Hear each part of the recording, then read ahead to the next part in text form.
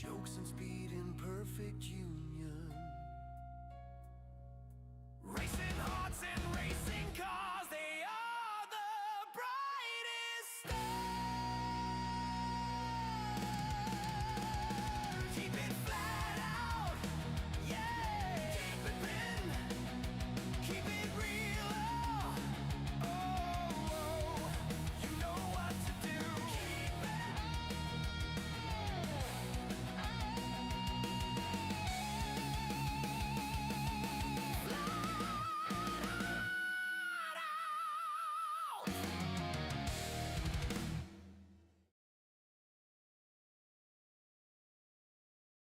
You can't park there, sir.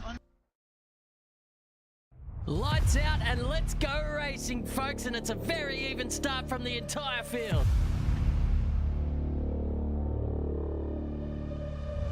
There's a freight train forming behind him right now. He will be as nervous as a cat in a room full of rocking chairs. I can give you the hot tip.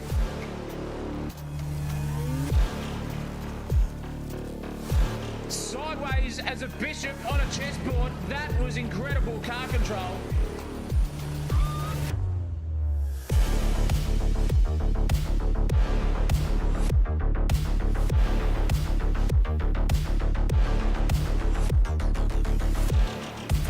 Going for a bit of an ambitious dive now, and oh, there's contact! Here they come now, around the final turn on the final lap. They're side by side. Oh, there's contact now.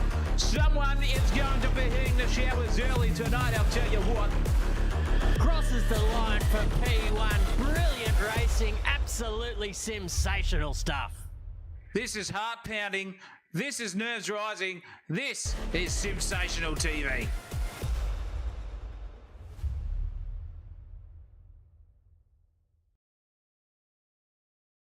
From the roar of the engines to the passion in the lounge rooms, this is the heartbeat of sim racing. Welcome everyone to Sensational TV, where rivalries ignite, champions rise, and every lap tells a story. And tonight, the spotlight falls on the mountain. And boy, oh boy, have we got a place to be here tonight. It is qualifying here at Mount Panorama.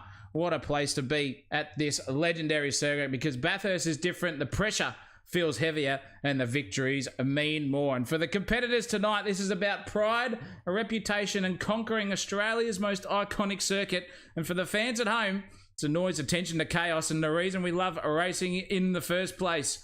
And trust me, if racing's half as fired up as the bloke sitting next to me tonight, we're in for an absolute cracker. And I am joined in the commentary box by the one-man Ryan Carlson, or a la rusty as an old nail in the Sahara Desert. Good evening to you, Ryan, and how are we going tonight?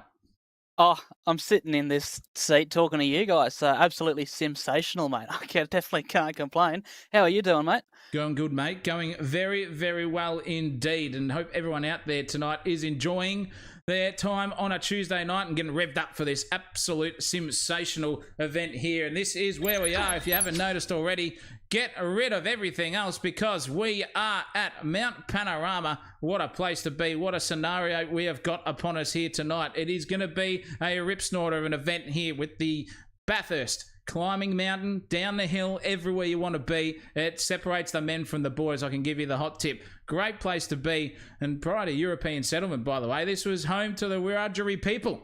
And it was called Mount Panorama, which means to watch over in Indigenous language. It's a fantastic place to be. And these boys get separated, I guarantee you that, from the men and the ladies out there on the racetrack. And who's going to take it here tonight? Because we have got an absolute belter coming our way in the grand scheme of things. This is the scenario for tonight.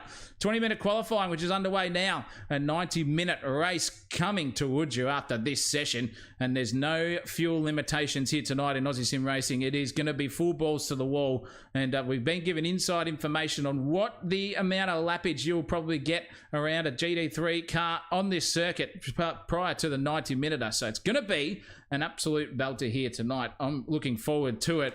Let's have a look quickly at the championship standings here for everyone involved.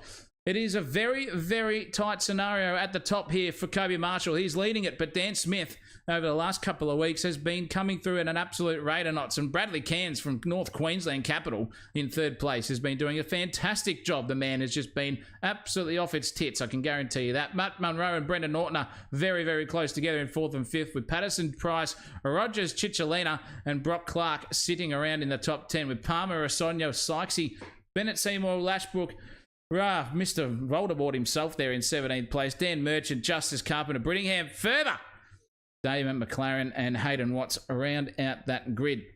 But we are qualifying here, ladies and gentlemen, and that means it's starting to get heated up out there here, Rusty, and with those times at the moment flying around here for the last couple of minutes, boy oh boy, is it close here for the whole grid. Yeah, you're definitely not wrong, Norman. I'm seeing the top four is all inside the 2-minute zero bracket, which is very tough to get, especially in the daytime here.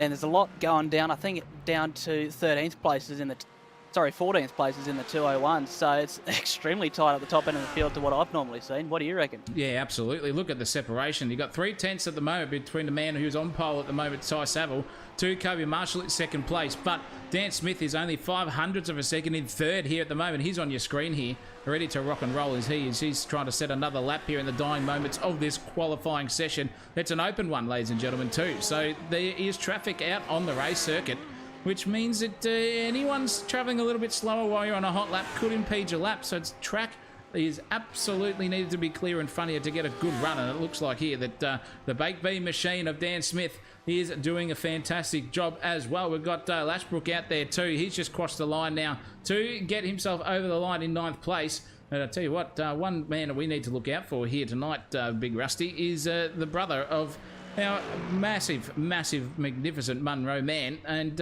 he's not doing too badly. 14th place. He'd want to be a bit further up the grid, I reckon. Yeah, he's definitely trying. He's definitely wanted to look to impress his brother, I reckon. He's not doing too bad though. The times are still bloody full on. So, look, anywhere on the grid, on the leaderboard at least, is a damn good job in my opinion, because it's so damn tight going across the whole field. Like, it's unreal. Indeed it is. Have a look at it. You can see them all sliding through. The quickest time is a 2-minute 0.3, as we can see, and the field spread back down to 14th is only 1.3 seconds over 6.1 kilometres. Like, that is just ridiculous in terms of how close they all are in terms of each other. It's a good place to be, though, when you do have a little bit of clean air, which is what we're seeing now here for Jake the Better in the dying moments of qualifying. But that timing tower, if you've been tuning in, ladies and gentlemen, you will know that once the timing tower ticks to a 20-minute time, if you're on a lap, it's probably going to cut you off. And if you're on a hot one now in Jake the Better's department, you'd be spewing, because even Kenny has just gone across the top and taken out his 15th place too. Looking pretty spicy here indeed for the rest of them. The whole field, basically, there's only about 5 cars circulating around now in this qualifying session left. The rest of them have set their laps, and it is Ty Saville who is on pole here for the last 15 seconds of this one. It's going to be interesting to see as they climb across the mountain here at Bathurst. This is a great circuit. It is basically the Nordschleife of Australia, they like to call it here, Rusty. You've cut a few laps, and oh, geez, look at that. Ooh. From De Better. He's slapped it into the wall hard. I was going to say, mate, you know exactly how punishing this place can be. Oh, 100%. Even when we saw on, was it Sunday night, we were looking at the Gen 3 supercars, we were trying to get on board with just to watch a single lap time towards the end of qualifying, and every single person stuck it into the barriers at some point and had to abort their lap. So, yeah, it's definitely not good. I haven't had any very good finishes in any official Bathurst 1000s in this race, just because I've 100% found a wall every single time. It's never been the same wall, but it's definitely been one of them. And yeah, you'd bang on with your comparison to the Nordschleife. It's exactly the same. But one could argue it's more challenging on this one, because at least at some parts of the Nordschleife, you've got some runoff areas, whereas this one, you've basically got concrete barriers either side of you except for at the chase. Yeah, exactly. It's a high-risk, high-reward scenario. We saw this league do their Gen 3s around here on Sunday night. If you were tuning in then, viewers, you'd know exactly what was going on there, because it was popping off left, right and centre. They were going nutso out there at the moment. And already, speaking of nutso, the chat has been going off right now, because David Marshall has said he forgot to tune in for the $10 donation on Sunday night, and he's given us one tonight to make up for it. What an absolute legend that man is. Thank you, David. Really, really appreciate that. Norton is in the chat there too. And we've got Big Bike Quotes also in there. Wow, GT3's get a day race. Favoritism. Well, we will just be leaving that one to the drawing board, I reckon, because at this time of the racing department, It's when qualifying finishes that you just sit there in the sim rig and you start to feel like a bit of a stunned mullet there, Rusty. It's one of those things where you just go, oh, is it going to be good for me tonight over the next 90 minutes, or am I going to have an absolute dead set shite show? Oh, 100%. And setup plays a key in all of it, because if you have a car that's understeery straight off the get-go, there's no change in it. You're stuck in there for 90 minutes going around, and you're going to be hating life as long as you're in it. I think these have some anti-roll bar adjustments through the pit stops, but that's about it. There's not a whole lot you can do if you're not enjoying life in the car. So yeah, you definitely need a good set of wheels underneath you to get yourself around. Yeah, definitely, and especially with the old BOP being changed recently on iRacing too. The boys during the week have been saying that some of their cars feel a little bit different to what they're usually up for around as race circuits, a la the Mercedes-Benz AMG GT3. It's a little bit towy Roman Sandal style here, so it's going to be interesting to see how Ryan Palmer can do in 6th place there. You can see at the moment the results are not up yet because the server hasn't ticked over, ladies and gentlemen, but that is your qualifying session done and won. Saville is on pole for the 90-minute coming our way. Marshall in 2nd place. Dan Smith right hot on his heels in that one too in 3rd. Patterson, Cicciolina take off 4th and 5th. Mind you, Cicciolina was the quickest man in practice during the last week too, so 5th place for him. He'll be okay with it. He's only about 5/10 off the pace. Palmer 6th, Groom 7th, Ortner 8th, and the old Seymour Tit, the topless bikini in 9th place. Disappointing for him in the Ferrari with Lashbrook rounding out at 10. We've already got some predictions in the chat there as well, by the way. We've already got Jam saying Jamie Patterson's for P1 in the race. Well, mate, I'll tell you what, it's going to be very, very interesting. This is the grid. Go for it, Rusty. To be honest, you've got YouTube in the way. So we got on pole Ty Saville, as you were commenting on before. Then 2nd place, Kobe Marshall. Then followed by Dan Smith and Jamie Patterson on the 2nd row of the grid. 3rd row, we got Christian.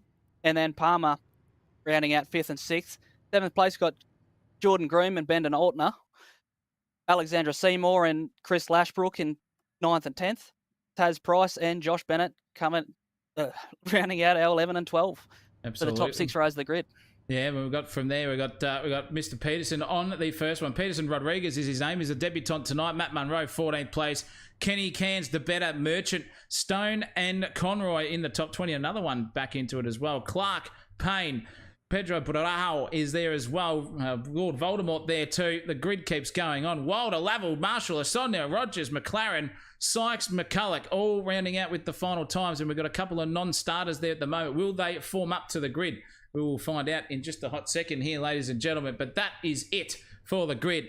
We are about to get ready and red-hot racing to go. Who's your prediction here for tonight, dear Big Rusty? Well, we saw Marshall pull off an absolutely brilliant strategy play on Sunday night, so I'm always going to back him. If he can pull something like that out of the bag again, he's definitely in for a good shot. But I don't think he can save his way through a 90-minute race. That might be a little bit of a stretch. We've got Saville on pole, 3/10 quicker than the rest of them, but I wouldn't be surprised if we see another manufacturer that wasn't quite as good in qualifying actually go in and get the win in race setup. Yeah, it's interesting. It's going to be a testament to whoever can keep it clean here. We can qualify well, but those walls bite hard here at Mount Panorama. Goodness gracious me, you got a written off car. They do have one fast repair up their sleeve here tonight as well. All you fans out there watching on YouTube. So if your favourite has smashed it into the wall, don't stress too much because they can be back out there. Don't you worry about that. But we are up here. The 90-minute special here for Jozzy GT3 Sim Racing is a go here tonight. And look at the start there from Dan Smith in the background. A good one from Saville as well. But Smith has already taken over Kobe Marshall's place. Beautiful driving there from the big man as they all start streaming through here in the background. We'll go to the lead pack soon, but we've got to see if these all come through cleanly. And it looks like they've done so very, very nicely indeed. A very, very cool, calm and collected start here from all the boys, and they should do, because it is 90 minutes of racing coming their way. Look at this for a bit of 2x2 action back down the grid here. Better and the old Rock is out there as well in Stone. Good stuff from them. They all file in too. A beautiful, beautiful turn 3 section up the hill, and very, very cool, calm and collected from the rest of them. Saville is still leading this pack, however, so he's filing through the cutting now, and he's already gapped them by 1.5 seconds here. What an absolute barnstormer of a start to this race here tonight. It's very, very close here though between Dan Smith and Kobe Marshall, because Marshall has got past him him into turn 3,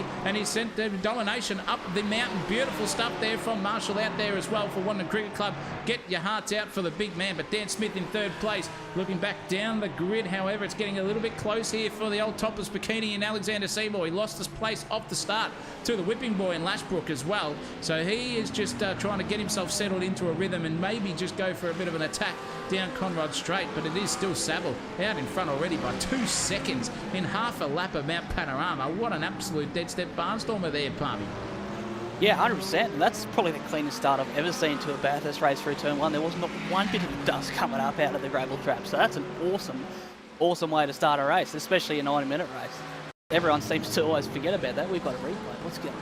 We've had a crash here in the background already. Brock Clark somehow sent it into the wall here. It's just, oh, look at that, just pirouetted and slapped it 3 or 4 times and bang into the barrier too. Oh, dead set, poor start for Clark Rubber. He will not be happy about that one, I can give you the hot tip. Dead set, poor from him. Unfortunately, he's going to have to go back to the drawing board, and I think he has already. Back to the pits, he's gone, and that is dead set disaster already for Brock Clark. He'll be spewing about that one too. But the field has made their way through pretty damn nicely here tonight. A very, very good showing indeed. And I'll tell you what, this man that we've got on the screen needs to get a giddy up on, because that Ferrari can be quick on some low fuel style action. Speaking of which, it's going to be a pit stop at some stage here tonight, Rusty. I don't know where they're going to be at that one, but can we see some fuel-saving masterclass again from one Kobe Marshall out there as well? I reckon there's definitely a good shot of it, but at the same time, you're going to have to pit, surely. I don't think these things have a 200-litre tank, which is what they'd need to do the full 90 minutes. So it might be worth it to give yourself a little bit of time over the guy in front over the pits, but how much fuel saving can you do to actually get a bit of a gap without losing too much time? What do you reckon there? Yeah, it's a good point. It's a good proposition to make as well, because you can do a bit of lifting and coasting, but then you got to be careful about how much lifting and coasting you actually do. And you don't want to be putting yourself out of a strategical position. That was very wide there from Kobe Marshall too, pushing to the nth degree in that Ferrari. Boy, oh boy, look at him filing down Skyline through the S's into the dipper. He goes so close to the wall. Holy mackerel, that was very, very close indeed. But he keeps cycling on and doing a very good job indeed at that too. But that's the commitment that you need. You're absolutely dead set. Need to keep yourself very, very tight and sharp through this whole event tonight. So it's going to be interesting to see who can do so. We've already had a casualty there. Brock Clark is already one of them out. And while the racing goes on, we'll go back there down the field, because this is spicy here at the moment. This battle for 24th place. You can see there's 4 or 5 cars here at the moment, and they're just starting to get a little bit close to each other. A little bit spicy in the old fair dinkum department here. Down the front back straightaway of Conrad we go. And it's a Mustang trying to stretch its legs here. He's got a Aston Martin in front of him. He's got a big angry Mercedes-Benz behind him too in the old Lord Voldemort. Oh! Huge incident there behind as well. Rodriguez is around. I think the better was involved in that one too, and he's got smashed again. Oh, insult to injury there for the big man. Huge incident down the back straight of Conrad, and he's already pissed it back off to the pits. See you later, alligator. We're going to have to look at that again and see exactly what happened to him. Oh, we've already caught him at the wrong time, so we're going to have to go backwards a little bit here.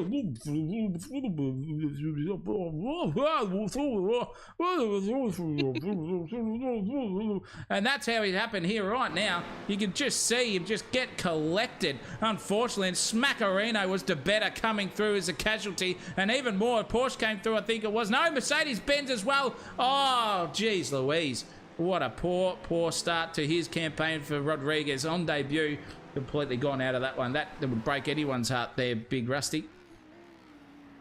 Yeah, 100%. That's what you'd call definitely not ideal.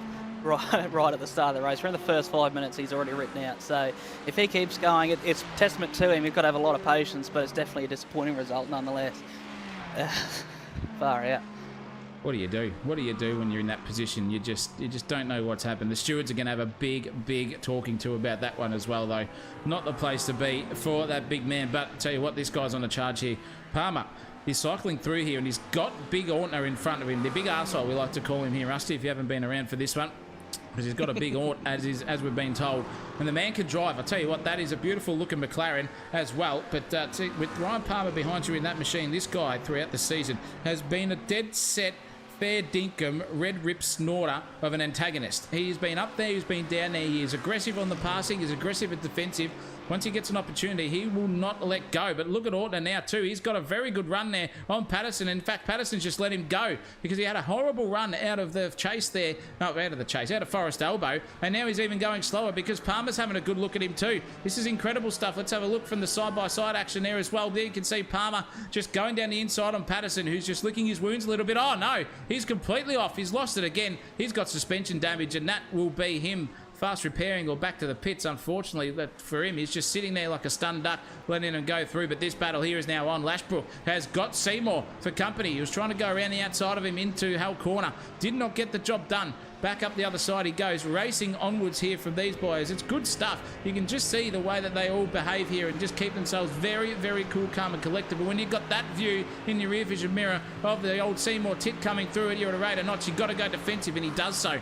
Coming in, beautiful stuff there. 2x2 around there. Noah's Ark style for Seymour. Oh, he nearly slapped the outside pedigree wall there too. Very risky there for Seymour, and he's lost a position as well to big Tassie Price coming through. He's called Jeffrey, by the way. But he's just changed his name to Tassie Devil because he's got it on the side of his car there, Rusty. That's perfect, I reckon. Far out. That's really, really hectic couple of laps we've just been watching there. There's so many things that could have gone wrong that we have seen go wrong in the past, but these guys, just another class of driving. Testament to them. They are doing so well going side by side through some of these areas. As we're watching, who are we watching? Tassie Price going through. Can you see the sparks from them coming up as they're bottoming out through all of the loaded sections? It doesn't look like it makes much of a performance difference, but it definitely does. It takes all the weight off the wheel and makes it super hard and understeer to try and get it back through. So testament to these guys in every single aspect, trying to keep these cars from mucking in the wall going around here tonight. Yeah, exactly. He probably wants it a little bit understeery because when you got a mid-engine car too, it's a bit pendulum effecty, so to speak. I just made a word up, effecty. And when you got that rear trying to take over the front, you want it to sort of plough a little bit, I would say. So he's probably deliberately doing it, but he's got a bit of company now because look who's coming at him. Seymour's coming into a rate of knots here. Good stuff up the inside. He goes to Tassie Price, lose a position to Alexander Seymour. Straight up the inside into P9 does Seymour go, and that's a good place for him to be. He'll hopefully march on again because he was in 10th, he was in 8th, and he was back down into 9th where he started on the race at 8 minutes and 20 seconds ago. So very, very good stuff from him. He'll keep going. But we've got to go back to the front because it's getting a little bit toey here because Marshall here at the moment is just getting a little bit of pressure from the arse end of him. And that is Dan Smith coming at him. You can see the gap there between him and the baked beam machine, and it's now pressure point motors because there's full high beamage here. He's flashing big time. It's the only place you want to flash someone, I'll tell you what, as well. You don't want to be in the middle of the park there, Rusty, because that's a bit of a criminal intent. But Dan Smith is just using every possible trick in the book he can to distract the driver in front of him, one Kobe Marshall, who's driving very well here as well, by the way. He hasn't let Saville go. It's been 1.8 seconds. And when that happens, you know what it means. It means you're just a little bit antsy if you're this guy on the screen, and then you're also a little bit wondering where the pace has gone from 2.5 seconds out in front, gapped you by half a tenth in the Saville department to Marshall, and it might be Dan Smith just pushing Kobe a little bit faster along, which sort of gaps him into maybe a P1 change for position somewhere down the racetrack, Rusty. Yeah, 100%. You got to be careful with these cars too because they make so much downforce, like in regards to being a tin top touring car. You can't follow super closely because you just have no weight on the front end, so you start to struggle getting around corners. So that also has the effect of bringing in tyre temperature, which can't be very good for wear. So maybe that's what he's done a little bit there, just trying to clean the nose up a little bit. But it's definitely not ideal having Smith on the back of him because he's starting to breathe down and take a bit of patience out of the back of him as well. So it's just a fight from all ends at this point. It is indeed, and I'll tell you what, it's getting very close to the fight here between Palmer and Ortner. Once again, you can just see the tension starting to rise here in terms of the old boiling point, and it's Ortner holding up very, very nicely indeed, mind you. Palmer, though, just gets a really good run through the chase section. He's just nailing every apex in this AMG of his, which is just ploughing here like bloody snow at the moment. And I'll tell you what, it's very, very tough to drive these things, we're being told afterwards. You have to put the throttle down where you don't expect to keep the thing from not rotating on you. So testament to all the AMG drivers out there tonight, just adjusting to the new physics on these things around Mount Panorama for sure. But Palmer doing a great job. Ortner keeping up with the pressure, which is very, very good. We've got to go to this battle, though, because Matt Munro is having a very, very nice look here at Josh Bennett in front of him.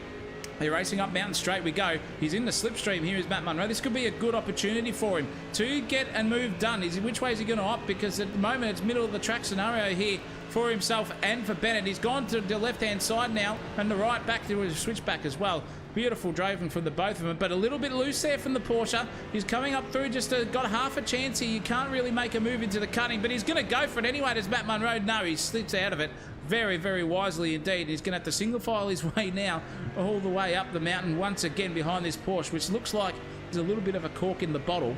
And it's allowing Brad Cairns to just approach onto the back of Matt Munro. There he is in the Porsche for Bradley Cairns. Look at the closing speed of that thing. That car looks like it's got a big, big front nose up scenario, but it's just the front splitter, ladies and gentlemen, on the Porsche. But three different cars, 3 different strategies, and it makes it very, very exciting here. And I'll tell you what, the biggest pressure point at the moment here is Bennett, Rusty. Yeah, 100%. He's got pressure coming at him from all sides at the moment. It doesn't matter where you look, there's always something going on. He's got 2 mirrors, he's got cars in both mirrors. Yeah, and he's looking close enough, Munro behind him, to actually go for a move, or at least try and line one up coming down Conrod. If he can draft up to the back, he might actually be able to affect something, because the struggle with GT3 cars is all of the aero wash over the top. You're always so far away, so you can't affect a proper move on anyone, because by the time you get to a straight, you've had a massive amount of high-speed corners that you've just come out of. So it looks like that's what he's struggling with here once again, but he might just have a little bit of straight line speed over the Porsche, so that's why he can get so close up Mountain Straight, but always falls that far behind across the top and down Conrod. Yeah, very much so. Very much so. And it's interesting to see what they do actually when it comes to that, because I don't know if these boys know what they're doing in terms of the racing. I'm sure they do, but bloody hell, it's very, very close, because when you get to this sort of pressure point motors and you think about going for a dive like Matt Munro did, you just don't know which way you're going to go. You're going to go left, you're going to go right, you're going to put the pressure on. It looks like it's mounting now here big time. Look at the speed here. The closing speed from Matt Munro is right on him. Look at that. We're seeing inside the rear bumper and the front bumper now of Matt Munro. He's got the overlap here. This could be a good move. Here we go. He's going to go for it and send it up the inside. He tries to, does Matt Munro. He does, in fact, send it. A little bit of contact there. Oh, nearly takes out Bennett, does Munro, but he's lost his front splitter in the meantime. So that is poor, poor, poor from the big man. He's not going to be a happy camper as well at the moment, but geez, that one fast repair, he will pretty much quick smart use that up if he can, and he has so he's galloping on, but a little bit of contact there and a half pirouette. That got James Golding in a bit of trouble in the V8 Supercars at last year's Bathurst, and maybe a bit of a trip to the steward's apartment for Matt Munro. But nonetheless, he's cleared the big Bennett man. Bradley Cairns is hot on his trail and looking for a half a cent here too. It's so close there between these two. It's close between a couple of drivers out there on the field at the moment. We just don't know where to look here, Rusty. It's bloody unbelievable. We stick with these boys until they get down onto Conrod Straight to see if Matt Munro makes an error into Forest Elbow here and makes Seymour go a little bit closer. No, we're going to have to cross here to Palmer, because he has got a beautiful run here on the arsehole. The arsehole now is just puckering here big time. He's going for it. Palmer's just trying to give the 5-finger death puncher and a bit of a fisting to the Ortner. And I'll tell you what, I think he's got the job done here. It's side by side, neck and neck. There's a slow car on the right-hand side of the circuit. Oh my goodness me, Palmer has got the job done. Ortner just sits there and goes, nah, not tonight, son. I will get in front of you. Ortner, you can just sit there and follow me around and try to keep up, champ. But really, really nice move there from Palmer on Brendan Ortner into 5th place. He goes. Lovely bit of driving from those two, and those guys will now just separate themselves a little bit from that battle pack and try not to race too hard, because Jordan Groom here, I'll tell you what, the second best man at a wedding is under a bit of pressure here, Rusty. Yeah, 100%. Far out. How scary was that at the chase? These guys, that would be the one point in the lap they're thankful to have so much downforce, because in a supercar you can't get around there flat. There would have been contact there for sure. So now we go back on board with Groom as we're watching behind Lashbrook that we've got behind as he's following Groom up the mountain again.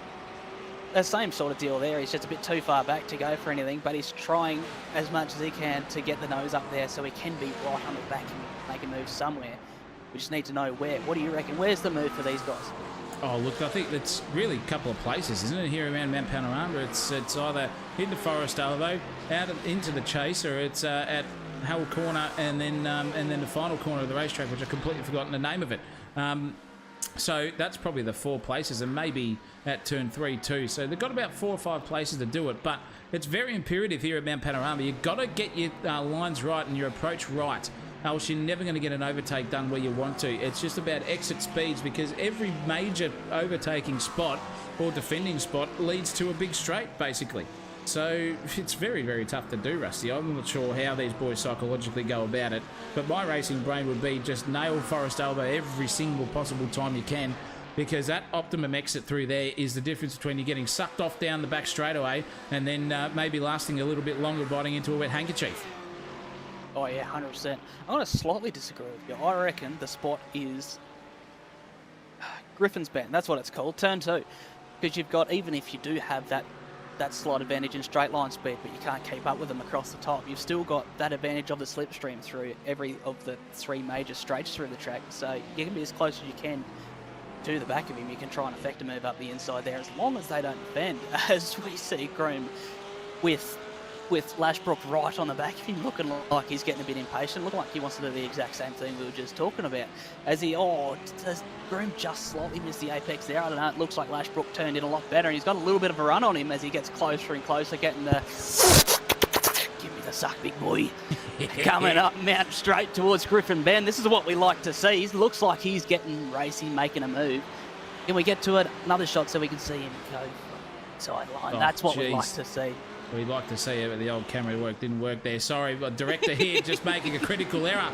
But that was a great move nonetheless there from Lashbrook. He has got the job done there, and he has got himself into 7th place now, and he's going to be chasing his teammate, which is Ryan Palmer, in 5th place nonetheless, and he's about 2.5 seconds up the road at the moment. So now he's got a bit of free air in front of him. Can he get the job done? Orton is the next man on the circuit for him to pursue, and you can just see the commitment. This is the top of the mountain. It's the best place to watch a car go around here at Mount Panorama, I reckon. You just get the full commitment, the dip, and an absolute rise, and then the fall, then the S's, and the dipper coming your way. It's just unbelievable to watch, and the different flows between these race drivers is insane. You can see how cool, calm and collected Lashbrook's car looks, and in front the arsehole is just a little bit dancy through there, a bit nervous with that bit of pendulum effect coming his way, and that is a lap traffic car in the front of Orner, so he will be trying to get that thing right out of the way and get a little bit of a slipstream, and that car is now pulling over to the side to let them go through very, very nicely indeed. But Orner trying to defend off 6 places. He started in 8th, so his effective pace overall is 8th, but in 6th he's made a couple of positions up, and he's lost 1 in the meantime, but still a very, very nice scenario for the big man, and he's got a very angry Lashbrook coming at him in a rate of knots. This is now getting spicy here, Rusty. Oh, I reckon there could be a move on a mountain straight here coming his way. Oh, it's looking very good. I wonder what the handling differences are between all of these. That's the cool thing about so many GT cars in the field, is every single one of them's built differently to handle differently. You've got the Mustang, which is front engine, just moronic, so all the weight is in the front end, so it just wants to loop you no matter which way you go. So if you like a front end, you go a Mustang. But if you like a bit of, I like it turning in nice and gentle, and I can jump on the throttle super good, you want to go the McLaren, because that's nice mid-engine. It's got a lot of stability on the way in. Oh, hang on, we've got a bit of a battle showing up here. We've got Mercedes. Sorry, I've lost it. That's Mercedes of Groom defending as he's got Groom trying to, far out. I've lost it here. Mercedes of Lashbrook, I think it is, as Groom's trying to make another move on him up Mountain Straight. The battle's just going on. I can't talk. Oh, far out. He's going for a proper dive up through the cutting. He's still going around the outside, far out. Is he going to make it too wide up through the next section? No, he's a bit smarter than that. He pulls through, but he's got Groom still behind him with a bit of a run. Oh, I thought he was about to try and make it too wide down through the grate there. Far out. This is heating up, isn't it? This is heating up big time, because we've got Orner, Lashbrook, Groom and Seymour all within 2/10 of each other. Look at this train here of GT3s across the top of the mountain, down through the S as we go. And it is big time pressure point motors for Lashbrook just in the background now. I think that was a bit of an error from the old groomsman. And I'll tell you what, he's just lost a little bit of time, and it's putting pressure on him from behind in Seymour too. So we're just getting to that point now. Oh, bit of a slap from the wall there for Seymour, also in the Ferrari. He just slapped that thing very, very hard, but no damage done, I don't think, to his car. Maybe a couple of downforce points lost, but still, for Groom, he's in the middle of this 4-car battle right now. Going pretty well line astern, pretty evenly Stevens, and you can see the different lines. 2 cars go wide there, the McLaren and the Porsche. The Mercedes just decides to go a little bit narrower, but look at the closing speed here of this Porsche. It just absolutely yeets itself through, and boy oh boy, in the fair dinkum racing department, Have we got one coming our way here? This is good stuff. You can just see the closing speed now from Groom. He's got that thing nailed. He's got the rhythm and the flow through that section, and he's already all over the back of Lashbrook here too. He's going to have to be careful in Lashbrook just to nail the whole corner out the other side in the pace of Palmer, else there will be a very, very angry groomsman coming his way. And I think now it's just looking on board.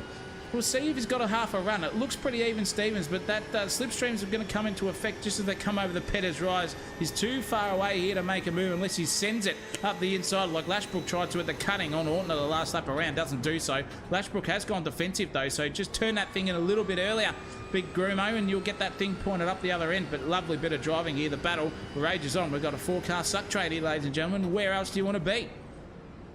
Oh, I don't think you want to be in these cars, to be honest. It looks full on from every angle, but I'm definitely glad that I'm sitting in the commentary booth with you. Far out, this is the most entertaining thing I've watched all week.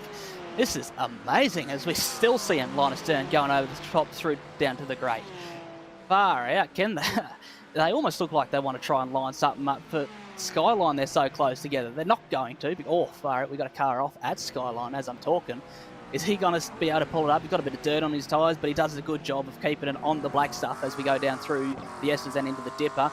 Still line of stern through every single one of them. This is phenomenal racing. I'm absolutely loving this. Oh, we go down to the Forest. Oh, he's turned him into Forest Elbow. Orton facing the wrong way with no wing anymore. Oh, the tyre's hanging off that thing too. There's going to be a bit of stripe after that.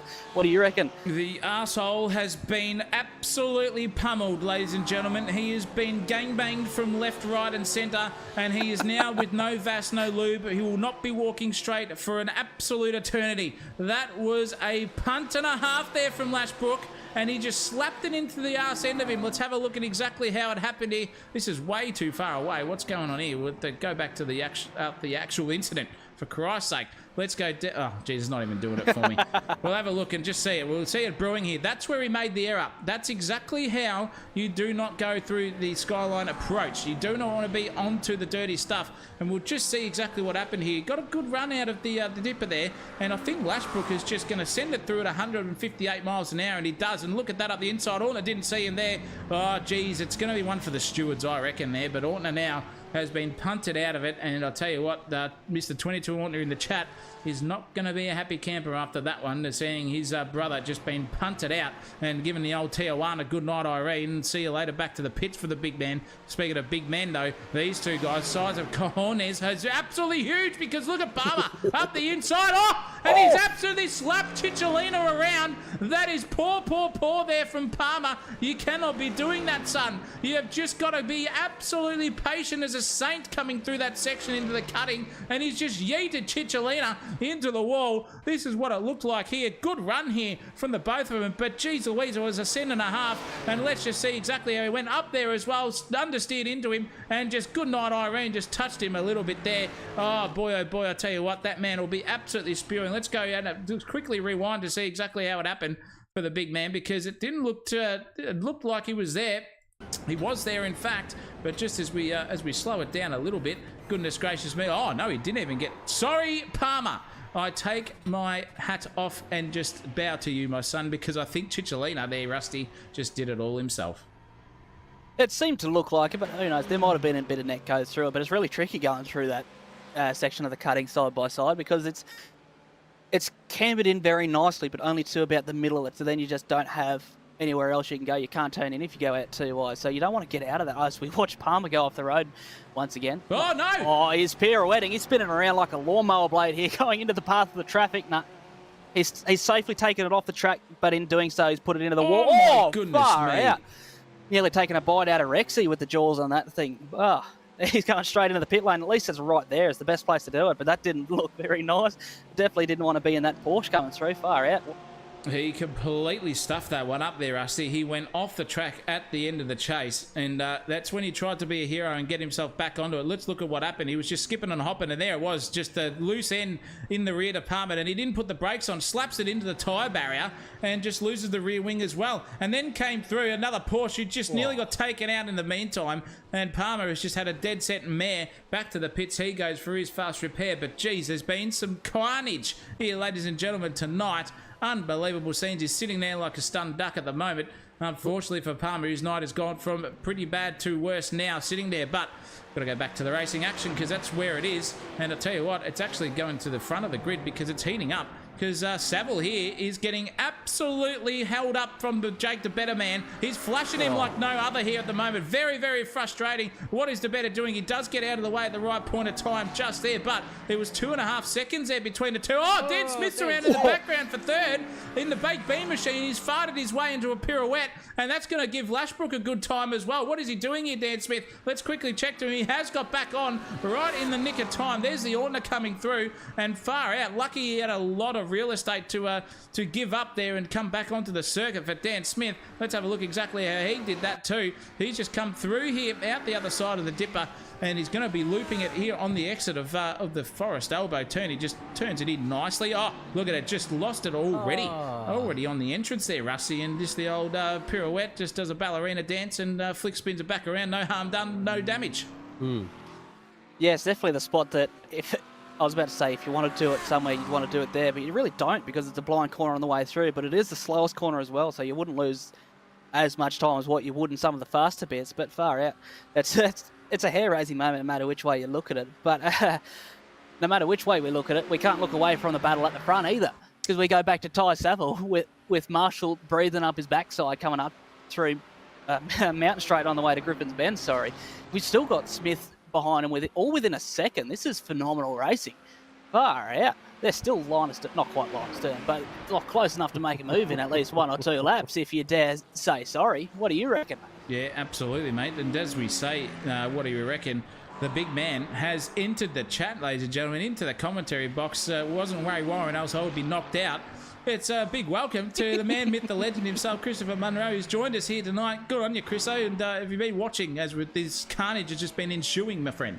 Oh, thank you very much, fellas, and thank you very much, all the viewers out there.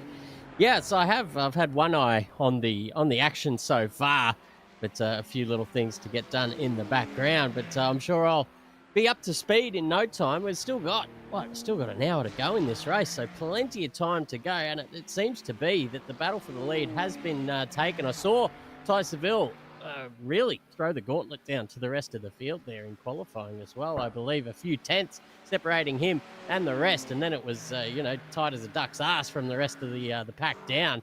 But Kobe Marshall now in that Ferrari, just finding a little bit of race pace as it seems, and the BMW going in the opposite direction. But both of those guys are enjoying a nice little 9-second gap to Dan Smith, who I just saw, too many baked beans, I suppose. And as Zach said, does a little fart around machine, and through he goes. Drops about 9 seconds in the grand scheme of things. And then behind him, he's got another 10 seconds back to Lashbrook as well. So we see Jordan Groom on our screens right now. We got Lashbrook just in front in that Mercedes-Benz as well. He's actually up 6 positions as well, Chris Lashbrook. He's started off down in 10th position, so a really nice start from him as well. There's a couple of other big movers and shakers. I think the biggest one of all is Ash Rogers there, 16 positions up for the big Rogering. So he's Zachariah. He's pumped the blue pills in just in time, and he's ripped roaring and ready to go.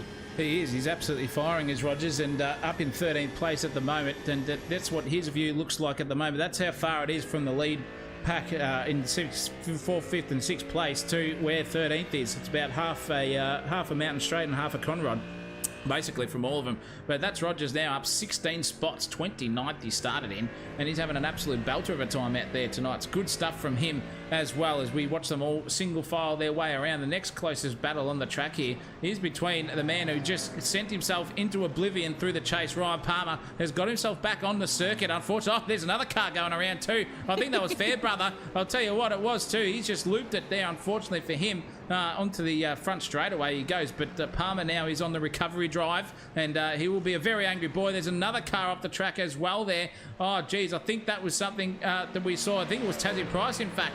He's gone off the circuit himself. Yes, he has. Look at him. Looped us around, and into the barriers he goes. Slaps the rear end on the thing, and that's enough for the rear vision mirror and the side mirror to fall off and send him back to the pits. Oh, geez, Jeffrey Price has had an absolute mare here tonight, unfortunately for him right now, but not the place to do it. And he was in a good position as well, was Jeffrey. He was right up there too, Big Rusty. And the racing keeps going on here. And it looks like at the moment the groom is not letting go of Lashbrook.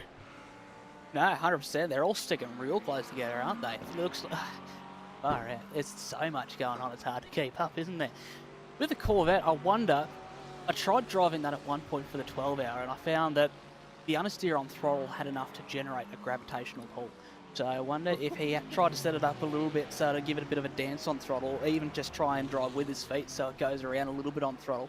But it seemed like he just put a little bit too much in there and couldn't quite correct it. But yeah, as we go back to Groom, he looks like he definitely wants to be racy, but he's still hanging on to the back of Lash. Is that Lashbrook? Yeah, he's hanging on to the back of Lashbrook, sorry.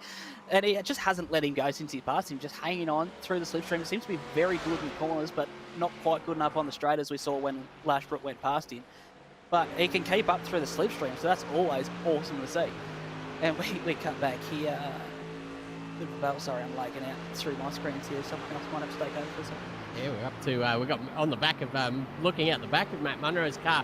Back to Josh Bennett there in the Porsche, and there's actually 3 Porsches behind them. We've got Cairns Merchant back there as well. So Munro, just a little train just starting to form behind him here at the moment as the Porsche's starting to, you know, I guess find a little bit of grip here at about the third race distance, I suppose. 1/3 of the way through the race.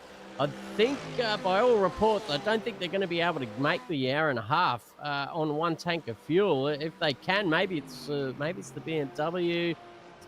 Maybe what are the other good cars on fuel? I think possibly the McLaren, but I'm just making things up here in the commentary box. It's what we do best here at Sensational TV. But Munro here struggling a little bit because Bennett is closing in on him as well, but he does have to keep one eye behind on Cairns.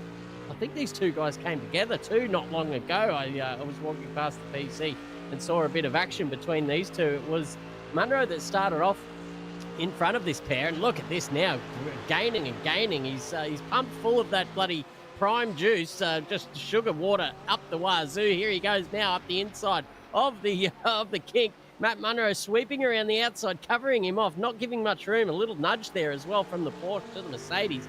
But no damage done. They go racing on, and it will be Cairns now looking to take advantage of that slight little checkup as they went through the chase. Now Cairns all over the back of him. I love that livery too. Beautiful colours here as well. The yellow, black, and red. Absolutely on song here at Bathurst tonight. These 3 cars now locked in a tight little battle here, and possibly Matt Munro looking to back Bennett up into the lap of Cairns to just try and release that pressure valve for him. Yeah, definitely, and you can see what Munro is trying to do. He's just trying to race his own race, but keep the boys behind as well. And with the fuel scenario too, Chriso, as we said earlier, you're probably going to get about 50-odd minutes, I reckon, around here on a tank of fuel in a GT3 at the least. So there could be, there definitely will be a pit stop, but when they're going to take it is the next question, and who can do the lift and coasting is the next one in the old best department. So we'll find out in about 20 minutes time, ladies and gentlemen. We're 34 minutes into this GT3 race around Mount Panorama. It is daytime, ladies and gentlemen. The old Gen 3s copped the night race here 2 days ago, and these GT3 guys are literally... Favoritism. Yeah, big favoritism. It was already in the chat earlier. Favoritism was happening. Oh, there's a big moment because Saville, our race leader, has Osama bin Laden himself already. He's already crab walking here, so we're going to have to go back a little bit, and he's absolutely gone skis. We're going to have to go back and see exactly what happened to him. We're just going to click the replay button, ladies and gentlemen. No sound effects for this one, and he's done it all himself, I think, here as well. Oh, no, there was... Yes, he did. He's just come wide. Oh, out of a McPhillamy. Lost it completely. All switched up over the curb. He goes and slap-a-reno into the outside wall, and there goes Kobe Marshall, who's effectively taken the lead, and now Ty Saville is just limping that thing back to the pits. But it is now one Kobe Marshall in the lead of this race. Who would have thought, ladies and gentlemen? It was pressure mounting, though, mind you, there too, boys, because it was under 8/10 of a second between Marshall and the big man himself. But unfortunately, he's just come a gutter, and now Wanda Cricket Club here will be going nuts, Rusty. Yeah, 100%. I was just about to start saying we've got a bit of a gap between Marshall and Smith now, so I wonder what's happened there. Thought maybe he's gone in the pits, and as I saw that, I see Lashbrook that's in the pits. So we're starting to see a little bit of strategy play out now. The real question here is, do you take tyres or do you stick on with a set? What do you reckon about that one, Chris? I reckon you probably, with the amount of fuel that they're going to be putting in, there'll be a slightly longer pit stop if you do take the tyres. So I think a lot of these guys probably won't. I think an hour and a half on the same set is probably pretty doable for a GT3 car. And a lot of these guys, if they are, regular GT3 drivers, it's still in the very recent memory, the 12-hour.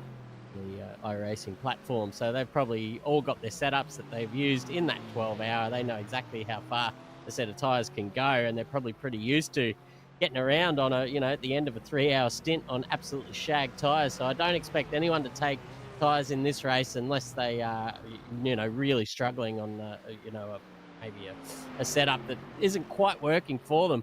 Here we have Jack Stone with the replay here, just scraping along the outside wall there at Griffin's Bend and pulling it up. So maybe some big damage there. Just a slight tap on the wall, but as we've seen in the past, if you've got that steering angle at a certain point, it can just rip the wheel from the steering arms, and you're pretty much shagged anyway. So he goes to the back of the grid now as he calls for the tow truck. But to answer your question, I've got a feeling no one's going to take tyres here. It'll be a long time sitting there in the pit lane, and you can give up a few spots, and track position is vital around here at Bathurst. Yeah, it definitely is. These boys will be looking around and just seeing on their own deltas who's pitting and where in reference to their own battles as well. So you've got to keep your eye out there as a racing driver. And if you're a fan out there in the chat, oh boy, has it been a night of crashing here. It's been biting hard as Mount Panorama for these boys has taken the best of the bizzo out of it in Ty Saville. And he's back down way out of this one, unfortunately for him. He sent it out of McPhillamy and just slapped it into the outside wall. Goodness gracious me. And that is the cost of Mount Panorama, which has inherited a lot of positions up 9 places. Is your brother here, Chris? He's kept it pretty clean here tonight as well, and pressure has been mounting, and you can just see the gap has been extended over himself and Bennett by a couple of tenths, which just lets the pressure valve off, which is nice to see. But these boys now are just starting to think about where they will come in to the pit scenario, and you can see here all the boys have all in the top 9 have not done anything in terms of the pit lane percentages at the moment. So they are all sitting there on the same set of tyres, on the same fuel load, which is just lessening and lessening by the time they keep going through. And then you will see exactly how and when they will go for it. It's a good point to make. When will this happen? For sure in the pit stop strategy department. But racing onwards and upwards. These three here are the closest couple on the track here at the moment. And it looks like we've had an incident here. Big the old imposter in McLaren has had a big off here as well. What's happened to him in the KFC mobile? It said he crashed. So he's in the KFC machine. He's gone through. Oh, he's just pirouetted himself and just straight into it. At Griffin's absolutely yeeted that thing away and nearly gets collected too. The rear bumper and the rear tyre is hanging off that one, Rusty. That's back to the old scrapyard for that thing. And another couple of $100 million in the old bank department. Gonski's out of the account. Yeah, 100%. As we say when we're tying down things where they're at a strap, that's not going anywhere. So we had to get the tow listed for that one because that wheel wasn't moving an inch. As we cut back to Monroe leading the pack, he's got a bit of a battle pack with Bennett all behind him. Still not quite line astern, not looking like they'd be able to make a move within the next couple of corners, but one mistake and they're out of there. Like they're still bloody close. We're 40 minutes into this race, and the amount of battles that we're still seeing with everyone going around is unreal. I'm loving this. This is what it's all about. I love endurance racing purely because hard tyres, number one. I don't like soft tyres because everyone says they make better racing. We've got a heap of swerve going on the straight. Hang on, sorry, I've got my iRacing going on too, and I had people catch my eye by swerving all around the joint. 2 of them were going off the track, but it was full on going up through there. Lost who it was, but that's right. Anyway, soft tyres, hate them, especially in supercars because you just see them overheat, they go off, and you can't race because you're trying to keep your tyres alive. But these endurance races, hard tyres, they move around, they slide around. It's awesome fun to watch, and I love watching them on the ragged edge 100% of the time. So I love GT racing for that reason. And this is what we're getting all night long, and it is phenomenal, blowing my mind, absolutely loving it. What do you reckon, Chris? Hey, we're all here for it, absolutely. I'm pretty sure in the GT3 class, it's one tyre fits all, whether they're going sprinting. I don't think they have a soft tyre option for these cars, but if they did, you'd see them well into the 159s, I reckon, in qualifying, that's for sure. 2 minutes flat, I think, was the best one out there, which is still pretty quick, mind you. But not as quick as even they are. I think in real life they're around the same, aren't they? It's pretty close. But here we are on board. We got the Fair Brother. He's out there. He's a new name to the series. I can't recall that. But we have been away for the last couple of weeks as well. So welcome back, everyone out there in the chat land, watching from home. I can't see the chat at all, so I don't know who's out there. I'm sure the regulars are out there tuning in and they're wishing us all the best and, throwing money at us because we're the best out there. We've got, on that side, perfect Zacharoo. Oh, look at them all in there. We've got Jake Cockerell saying, Munro, yeah, thank you, mate. We're back. Legendary appearance. Still a long way to go. Who else? We've got 22. Orton is in there cheering his brother on as well. David Marshall as well. Welcome to everyone out there in chat land. It's good to be back on a Tuesday night. It's fantastic to be back. And David Marshall, just so you know, Chris donated the $10 already. First minute into the broadcast, he just went whack. Said he forgot to give one wasn't there. for the victory of his son on Sunday night, and he's looking pretty nice. poised here to make it 2 out of 2 again in 2 different classes. Is Kobe Marshall, but nonetheless, the racing does keep going on. The chatters out there are cheering on their old foes there as well. Orton has been a big casualty as well here, just to catch up. He's down there in 21st. Unfortunately, smashed it through, but that McLaren was written off after a collision.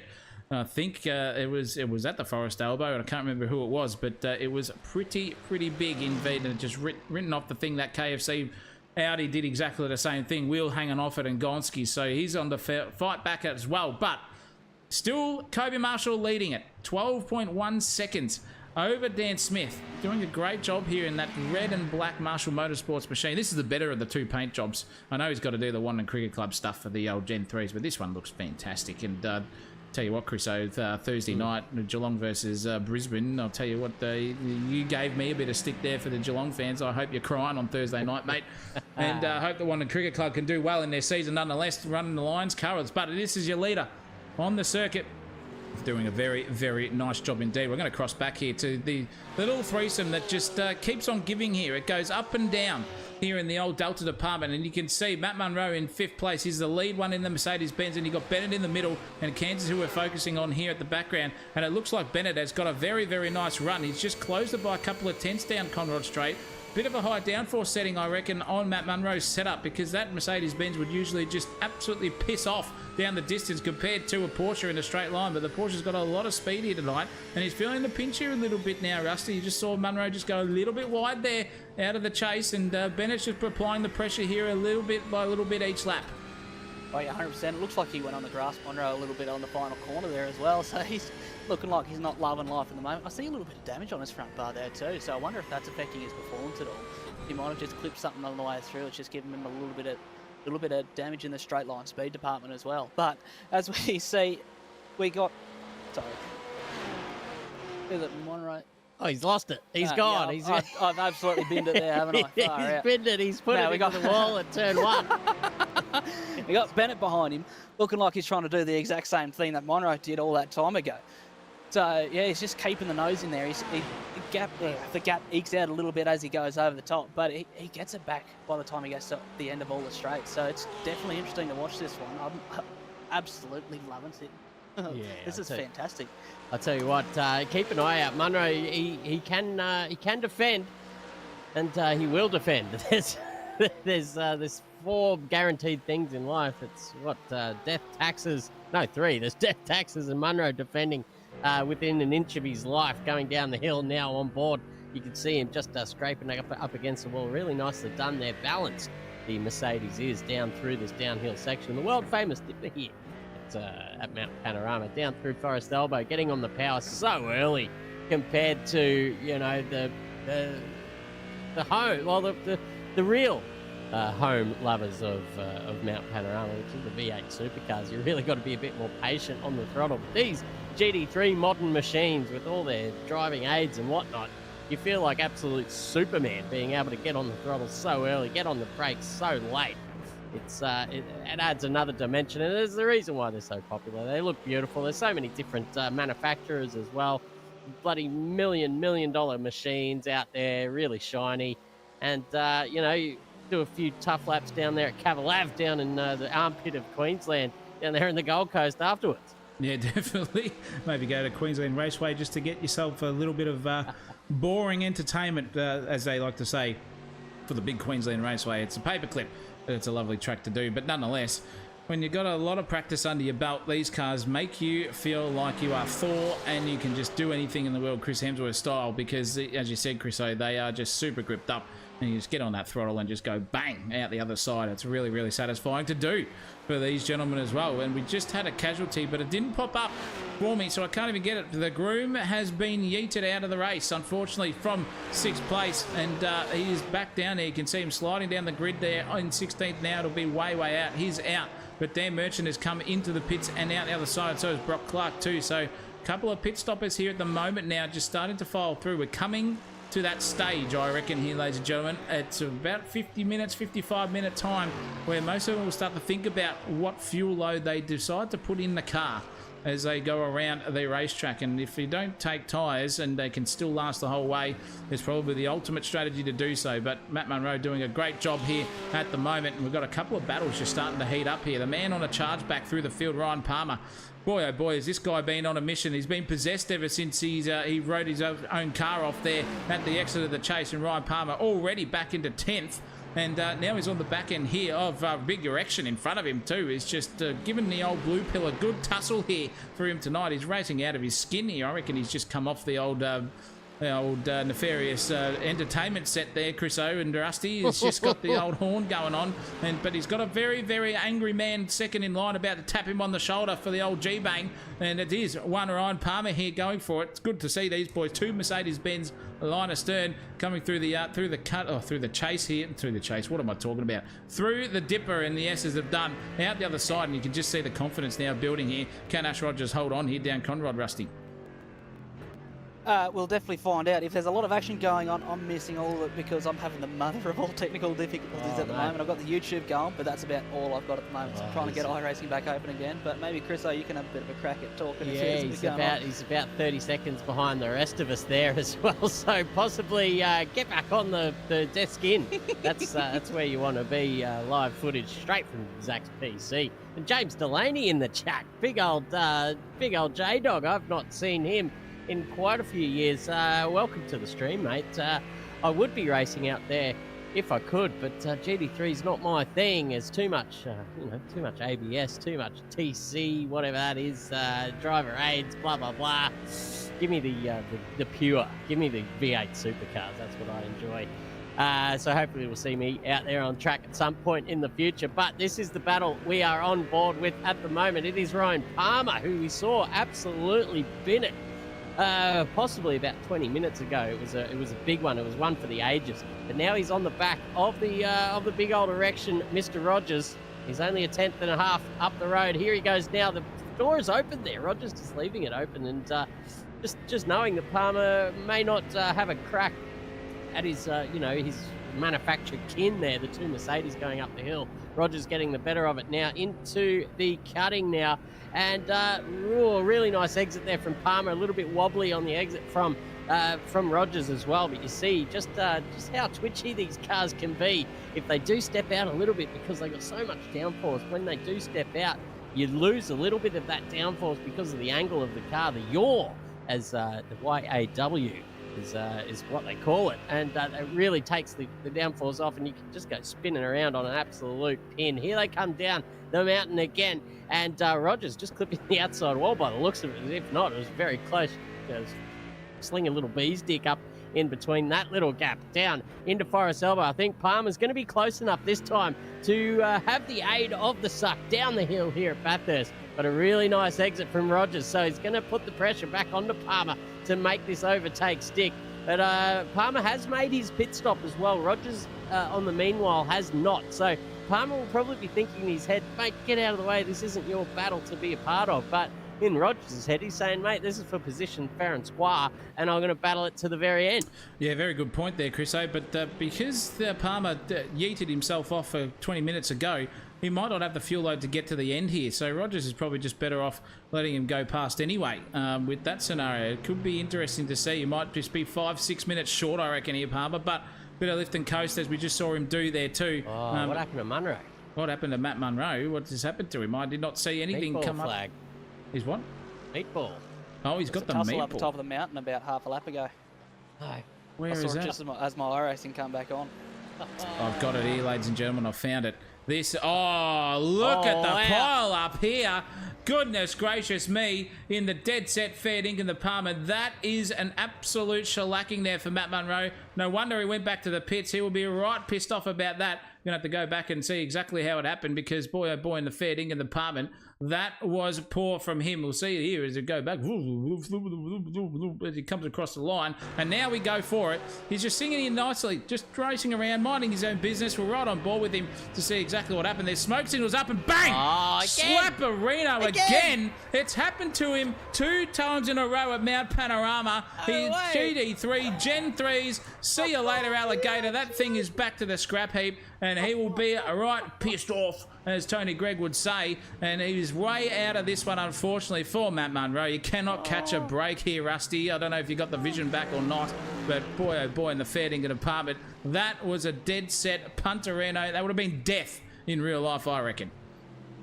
Yeah, I've got a bit of a vision. I'm not 100% sure who you're on board with, but I can see there's a bit of a battle going on between, we've got Kenny and we've got Bennett You're going way hammer off, and tong. mate. You are way far out.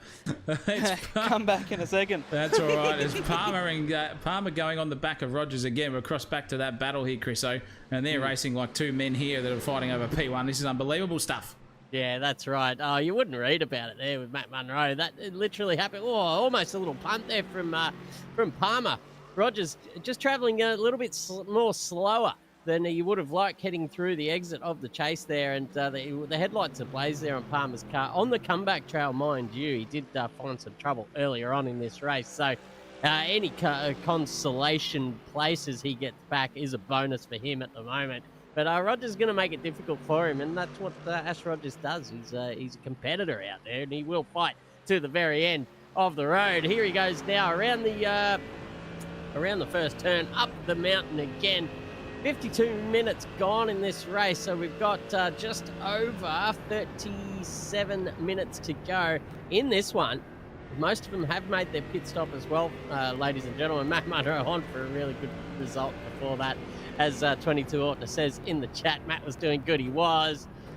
He'll be absolutely... I'll wait for the text to come through, and I'll read it through to everyone on the stream when it comes through to me, because I'm sure it will be an absolute cracker. In the V8 Supercars, if you weren't watching, folks, on Sunday night, the exact same thing happened, only 2 corners later. As he dipped over the hill down through the S's, there was a car parked perpendicular to the track as well, and that ended his race right here as we go over the top of the mountain. Bang, that was where he ended his race. But we'll get back to him again, because hopefully his luck can change, because it's Palmer here all over the back of Rogers, coming down the hill again now into the braking zone of the Forest Elbow. Look at that wide line there from Rogers, trying to get that ultimate exit. Smacks the wall on the exit now. That's going to be all that she wrote. I've got a feeling you can see how close Palmer is now. You can see the whites of his eyes there just under the helmet lid, and that Mercedes right up behind him now, possibly a bump draft. No, pulls out. No, he doesn't pull out, just stays in the slipstream, doesn't try to challenge him through the kink. Maybe pulling out a late move here and popping it down under brakes. He doesn't. Almost centre punching the back, but holding station here is Ash Rogers. Possibly Palmer just hoping that he peels it into the pit lane at some point. Rogers gesturing to go defensive as well. Doesn't. Misses the apex by about a metre. That'll be pretty close for Palmer now to hopefully make a move here in his in his defence. He needs to get around him if he wants to get up the order a little bit more. But in saying that, the next car up the street is about 20 seconds beyond. That is Chris Lashbrook. So I guess Palmer knows it's probably time to wave the white flag and just have a nice little battle and have a bit of fun towards the end of this race. Yeah, why not? I say that's dead set what's going on for these two, and it's fun because you can tell they're on 2 different strategies. The tyres on, if he did get him changed through that pit stop that he did, I reckon he would have. For Ryan Palmer, he had to get the thing towed. They're a lot more fresh than what are on the underneath of the wheel arches in the big Rogers department here at the moment. So it'll be very, very interesting to see as Rogers goes very wide there at the exit of the cutting, and now too wide here through this. Don't tell me he's going to do it again. He is trying to fight it. Yes, he does. Rogers just lets him go past, in fact, but he nearly slapped the outside wall, did Palmer there too in doing so. So lucky for him, he survived that one just by the skin of his teeth, and into 6th place he goes. Rogers has waved the white flag and said, off you go, son. You race your own race here. I'm probably in it for the long run. You're in it for the short one. But racing onwards, it's good stuff here from those two. A bit of a battle here starting to fight up here with the old travelling salesman in Merchant. He's on the back end now of Bennett, who was with Matt Munro before the big incident happened. And now these two have skipped through, luckily. But Merchant's looking pretty racy here in this Porsche here at the moment. It's good to see that the two Porsches here line astern for 9th and 8th place, doing a good job. Bradley Cairns the best of them up there in 3rd. But nonetheless, down Conrod Straight, we'll see which Porsche's got the better engine underneath or the least amount of downforce. And it looks like a great run there from Bennett out of Forest Elbow. And it's just negated any opportunity that Dan Merchant had to get a bit of a move and a bit of a suck here. Bathurst style, $5 at the local, I've been told there, Chris. You've mentioned there a few times. And it's a good proposition to have after a big day on the source down there at Bathurst. But nonetheless, he's getting a little bit closer here now and racing onwards. It's a battle now. It's going to be a checkers versus chess game. And we're at that point now, Chris, where the pit stops do start to come into effect. And we'll see some do so, as Kobe Marshall just did a lap prior. Yeah, it'd be good if we could get the graphic up to see who is left out there yet to make their pit stop. Out there on circuit, I think there's a few that still haven't. The top 3, obviously, Smith, Seymour, Cairns, yet to make their pit stop. Then we got Rogers down there in 7th, who locked in a tight battle there with Palmer for some amount of laps too. Fairbrother yet to come in. Kenny's made a couple of times through the pit lane, so was Payne. Matt Munro back out there still in 16th position after that massive wipeout. So really lucky to get back out on the circuit after that. Sykes are yet to pit as well. And then there's 2 pit stops for most of them down the back of the field. But it's going to be interesting because Kobe Marshall, I think, is in the effective lead of this race. Even when Dan Smith comes into the pit lane, which you see on your screens just before there, he comes in now. It'll be interesting to see where he comes out. It's going to be, I think, behind this man on your screen now. He's down into the chase. Dan Smith will probably be not taking tyres here. It'll just be a matter of how much fuel he can put in and how risky he's going to feel to fill that tank up to the absolute limit of getting around the circuit with about, 20 mils left in the tank by the time he finishes. But Dan Smith is still on the pit exit there. Kobe's just disappeared from existence. I don't know where he's gone there. Let's find Smith. Or there he is. He's come out in front of Kobe, actually, just in front by about 8/10 is the ticket. But these GT3 tyres do take a couple of laps to get up to premium performance. So I think Smith is going to be under attack here in just a moment from the big man, Kobe Marshall. Yeah, looking pretty good. Wanton Cricket Club Prez is stuck at the city airport at the moment too. And he's tuned in to see the old big Kobe kicking bum, he says in the chat there as well. Doing Wanton proud. Well, is it going to be that way, or is Dan Smith now just going to fight and push on like hell here as he did the beautiful overcut on Kobe Marshall and got the job done? 8/10 is the gap here, 6/10 in fact now between a nearly 7, and it looks like those tyres have come bloody quickly up the temperature on Dan Smith's Lamborghini. He's just flying out here. Those things would be absolutely, they'll be probably still warm here at the moment, but nonetheless, they're still the same set, aren't they? They are, but still, you get a little bit colder as you go into the pits, mate. It might be a couple of tenths, but you can see it now just through there where he doesn't have the confidence compared to Kobe Marshall. He just found another 3 or 4 tenths just there at the moment. And look at the pace difference into the Forest Elbow. Out the other side, there's Matt Munro getting right out of the way for the rest of them. Luckily, been a nice blue flagger here, but geez Louise, it's on like Donkey Kong here between Dan Smith and one Kobe Marshall. Down Conrod Straight we go. Kobe's just about there. He's within 3.5 tenths of a second, and you can just see how much of a leg speed that Lamborghini has got over the Ferrari, the battle of the Italians, so to speak. But nonetheless, in the braking zone is where Dan Smith, he had to go a little bit deep there to get past that lap traffic marker as well in the Porsche, which has enabled Kobe just to get a little bit feisty and a bit far out onto the the exit of the chase, which has just given Dan Smith another little bit of a breather. And Matt Munro's trying to race him. There's no point. He's a lap down, dead set, Chriso. Yeah, he's showing the nose out there. No love lost between these front runners for sure. We've got Rusty in the group chat saying if he could grab another ID and temporary password, that would make his day out there. He'd be able to join the chat, because I will have to chuff off shortly to start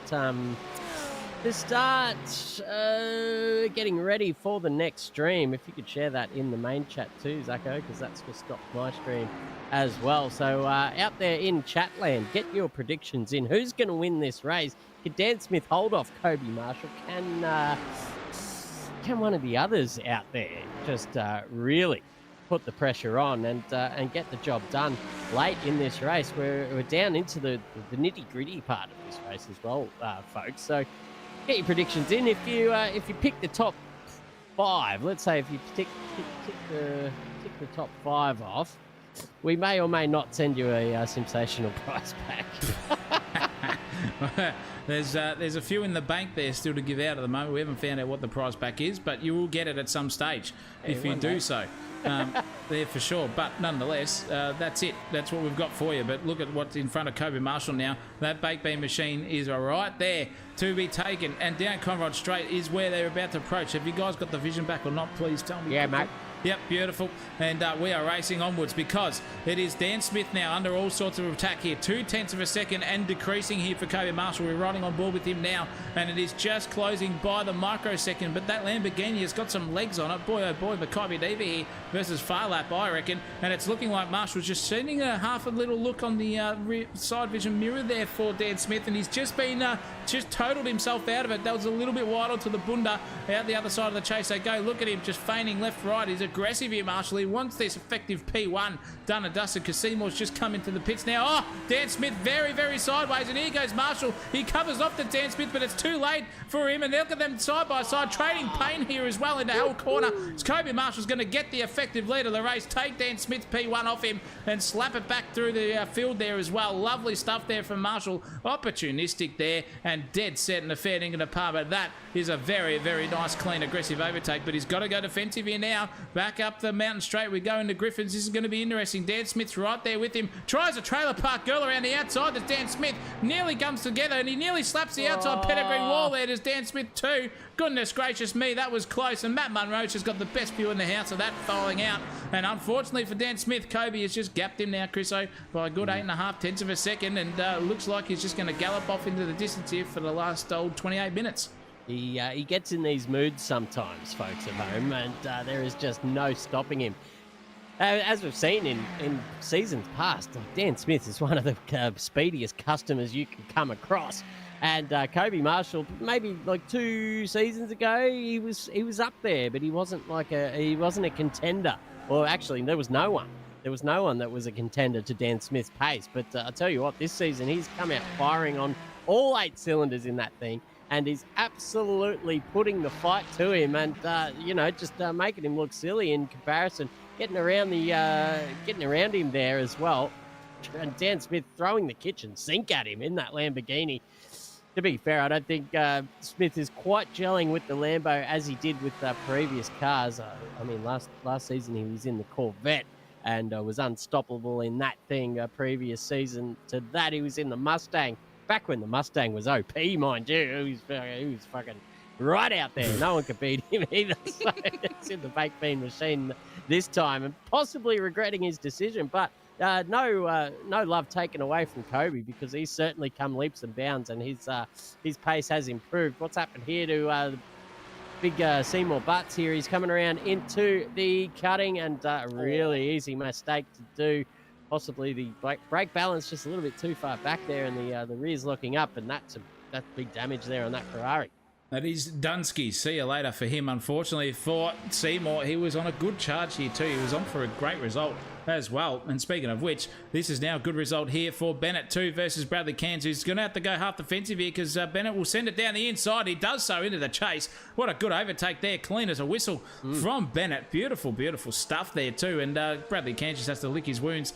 Go back to the drawing board after that. Boy, oh boy, was that a 1.5 there from Bennett. We've seen those Porsches, though, Chris and Rusty, they are unbelievable under brakes when they can get that thing. If you get the brake pressure put absolutely dead set right in the ABS tune, they can brake from 200 yards away and still pull it up without locking a wheel. It's unbelievable, and that is exactly what we saw there with Joshy Bennett. And is he going to be? He is a little bit far away at the moment. Inns Cans behind him for a suck up Mountain Straight to return serve.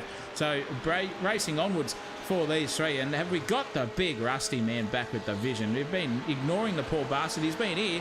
The old Chinese Ram has just not been up to the task here tonight, I reckon. Again, Big Rusty, have you got that thing sorted or what? Oh, geez, I hope so. I mean, it's working. It's not quite the Chinese Ram because I got the original stuff back in because I wouldn't even run on the Chinese Ram before. But what it is Starlink. It's great when it's sunny. Well, I say sunny when the sky's clear. But as soon as you get a bit of cloud cover come over, you've got nothing. So it's just intermittently as I try and change networks, just shutting everything down.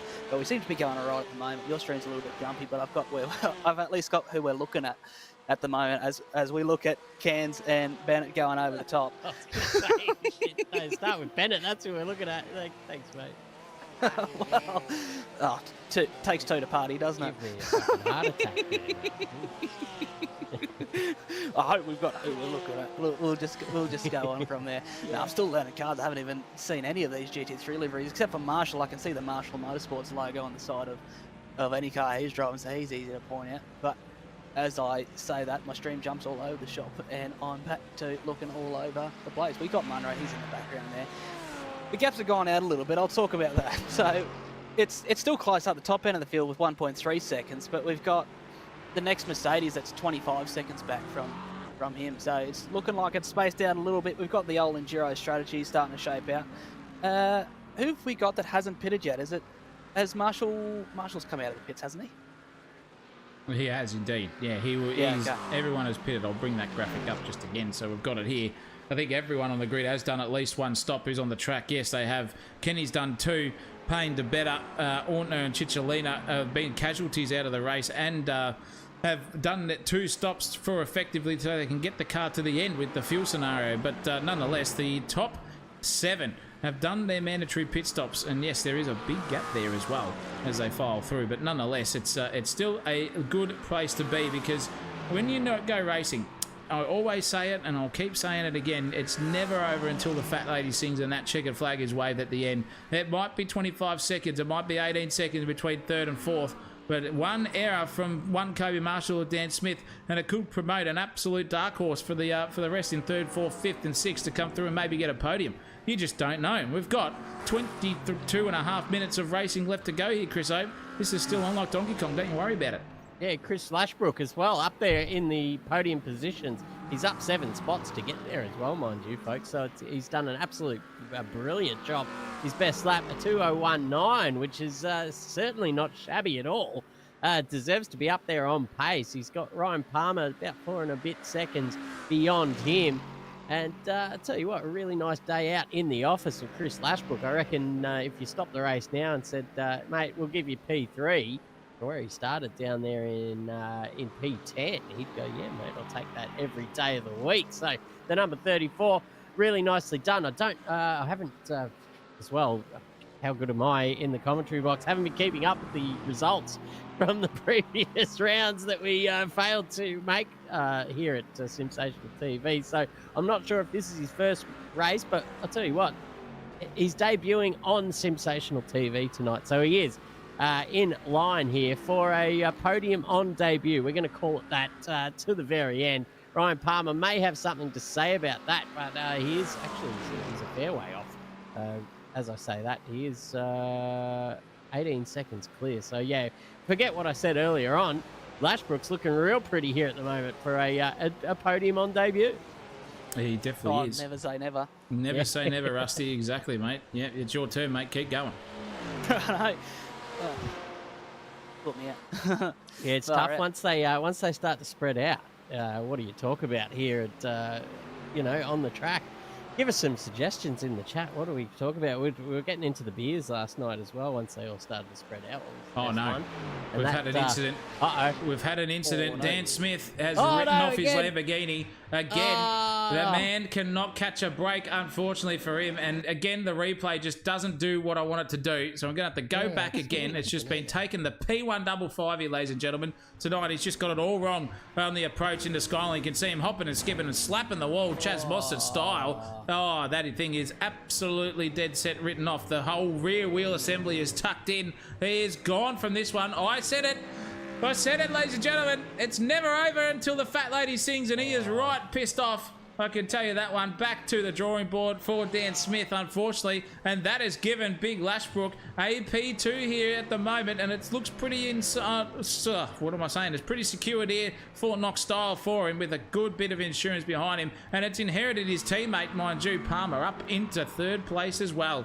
So goodness gracious me, a very, very nice showing here for the two Mercedes-Benz drivers, and dead set. What are the trials and tribulations of motorsport? Far out, that baked bean machine. As you said, Chris Hope, it's just not mashing with him this season. No, that's right. He might have picked the spaghetti monster and it might have worked out better for him. But the baked beans just not sitting well in the guts for a poor old Dan Smith this season. Mind you, he is still second in the championship, but I don't know for how much longer after this race.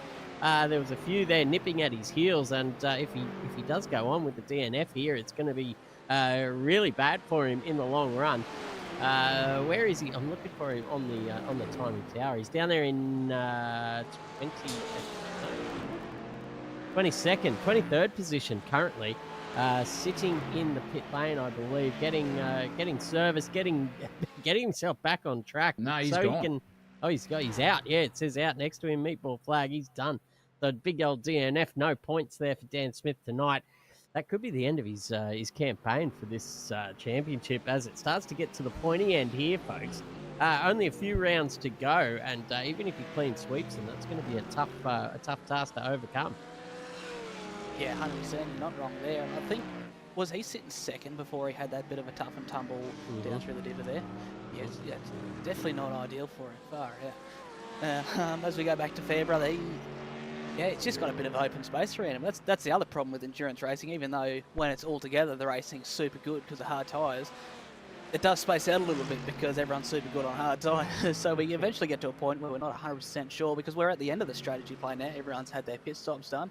But we go, what sort of dad jokes do you boys like? Oh, I've told this one on stream before, but why don't they have pregnant Barbies? What's that? Because Ken comes in a different box. Oh, that's a good one. Oh, if you can tell your kids that one, though, that's not quite a dad joke. That's unbelievable. It's a good one. You can tell them; they'll just repeat it to their teachers, and you'll have Lucky a it's bit of a meeting past. with them Oh, it's afterwards. almost past 8:30 at night. So shout out to any under 18s watching tonight. Oh, under 10s watching tonight. now with the internet, the kids are older than ever. Well, we'll find out because yeah. you dropped the F-bomb early, so we could be in a bit of trouble early anyway. So send your complaints into sensational.broadcasting@gmail.com. Info Yeah, they'll go directly into the trash box. Thank you very much for coming. And speaking of trash, look what's happened to one Junior Munro. done it He again. has slapped it again, unfortunately for him. Just out the other side. There it is, on the curves. Bang skis. Gone. That was the bumper we just saw hanging off the circuit there like an absolute stunned duck. Look at it. And he is dead set, raging inside that helmet. I can guarantee you that. The VR headset's probably been just smashed into 4 billion pieces here tonight. He has had an absolute shithouse run as the big man. Focusing on this man because, one, he's got my favourite livery of all time, I can tell, in the Gold Mobile. But he's another debutant here, is old Max Payne. Out there, and we know his name's Samuel, but very, very nice looking car and doing a great job in the second of the Mustangs. Lord Voldemort's got the other one, and mind you, Lord Voldemort was the guy parked perpendicular to the circuit when Matt Munro slapped at him at 200k an hour as well. So it's been absolutely huge, but unfortunately for Matt Munro again into the wall as we just saw, and Sam Payne's just singing around here going, well, how good's this? I haven't slapped the wall here, and I'm probably on the brink here of a possible top 10 because his compatriots are in front of him. 2 seconds away is Fairbrother, and only 9/10 away is Fairbrother from Laval, who's only a couple of seconds away from one Matt Munro again, who's limping back to the pits, I would say, here at this stage, and it could be on like Donkey Kong here for a couple of these boys later on in the race. So stick around, ladies and gentlemen. It's not over until the fat lady sings. There's Lewis Hamilton on the side of Nick Lavell's car. That is absolute brilliance there as well. Like that. Loving that livery. A bit of chrome pink there as well. Look at him go. Wonder if we could see around the outside. Like I said, of course, it lets us do. It'd be great. Yeah. But, geez, they're good. There's a good liveries out here tonight, ladies and gentlemen. And if you're wondering why we're talking absolute nonsense, because there was no gaps in relevance to battling. But now we've got one here because Palmer is getting hounded by Bennett here at the moment. And we've, geez Louise, behind is a lap traffic marker just trying to insert themselves back onto this battle here, Chriso. Yeah, you don't want to see that as Bennett here, just trying to line up Palmer in front, and you see the Porsche that has been waved the blue flag on the lap previous, just attempting some kind of wacky manoeuvre behind you. The last thing you want to see, but that Mercedes has accelerated up the hill and said, "See you later." Try and catch up if you can, Mr. Porsche, and I'm sure they will over the top of the mountain. That's where these things are really strong. They're one of the strongest GT3 cars in the game. To be fair, they're really balanced. They're fast around every circuit. They're not particularly, OP at any circuit. They're just really consistent over the whole thing. Whereas the Mercedes, you can see the blue back end there of Mr. Palmer and his 5 daughters just closing in now to the back, or to the front of Josh Bennett, who is making up a little bit of gain there. And as I say that, it's gone back out again. So the Oracle not really bringing in the bickies this time as they go over the hill. There's another, is that another blue lapped car coming up in front of us? Yeah, as well. So there's going to be some action nonetheless. But usually what happens here, Rusty, in any race, when you get a little bit of a lull in proceedings, then it all just starts to ramp up in the background, and it all culminates in just absolute spot fires going off everywhere. So I expect something to happen here in the next 13 and a half minutes in this race. We're getting towards the end, but I reckon we're gonna be in for some fireworks yet. Oh, geez, I hope so. It always seems to bring it up this track. It doesn't matter where you are. There's something that's going on. Even if we don't see it, we might see the gaps go out, but it doesn't mean there's not racing. As we see, it looks like Bennett's trying to race the car behind him on track. Is it? Not 100% sure how to pronounce his name. Is it Ciccarello? Cicciolina, just call him Cicciarello. But we just call him Cicciolina. Cicciolina. Fair enough. No worries. Well, it looked like they were trying to get racing with Bennett anyway, but he seems to have dialed back because he didn't quite want to get involved. You can see it's a podium fight for the two up there. But, geez, I've only just realised that Palmer's got something written on the back of his rear wing, and all I saw was "touch me." I'm sure there's more to it than that. Don't get me wrong, but maybe. Yeah, it's hard to, as Zach said before, it's hard to get. I'm sure there's a way too. I haven't looked too much into it to get that pre-cam going. But have a closer look at some of these liveries. If you know how to do it in the chat, let us know. Help us out. But I think that's time, fellas. I'm going to have to love yous and leave yous and get set up for the next stream. The Australian MX5 Championship will be kicking off in about just over 20 minutes time. So I've got to go and do up some graphics and get sorted out for that one. But it's been a pleasure calling all the action with you fellas, and good luck for the rest of the broadcast. Whoa, Bennett there! I'm going to stay on here. He's just come off. Here comes Cicciolina having a look. He's gone over the top of the S's there. Goes straight through back into where he was. But poor Bennett has just dropped off the back of Palmer, and that will just simmer out for now.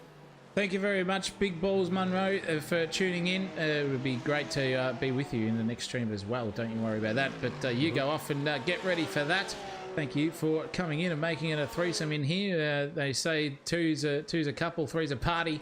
And it's been a good party to have here, to give you the hot tip. But nonetheless, Josh Bennett is still in 4th place, up 8 spots as well. He started 12th on the grid, and a lot can happen in an hour and 18 minutes. I can give you the hot tip, and that's exactly what's happened to him. Big Rusty, he's just found himself here on the brink, possibly if Ryan Palmer makes one more error. Goodness gracious me, will he be in a lot of strife, and Bennett will be waiting to take that P3 straight off him here.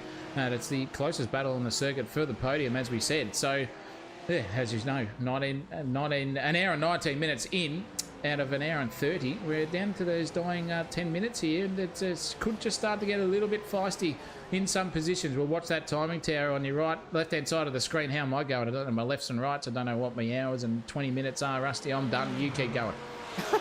It's better than me, mate. I don't know which stream's going on. So we're just trying to struggle through here. It's been a hell of a night. We say mistake might come from Palmer, but just remember there's another guy behind him that's not quite a machine yet. We've seen a mistake from him in the last lap as well. So anything can happen on this lovely Friday night that we're watching on. So yeah, we're still on board with them, just trying to keep it as consistent and smooth as they can going up through the cutting, going over the top of the mountain. Through here, I reckon, a lot of these GT cars can go flat right over the top, which is a hell of a lot of fun, but it's a lot of balls to do without a slight lift of the throttle. I'm not 100% sure if the Mercedes can now, because I've only just found out that tonight that they've had an updated BOP and they're not very nice to drive. I tried driving them in Adelaide, funnily enough, the other night, and I went, no, had enough. I'm going to keep going on the NASCAR trucks at Watkins Glen. So, yeah, they're definitely tricky.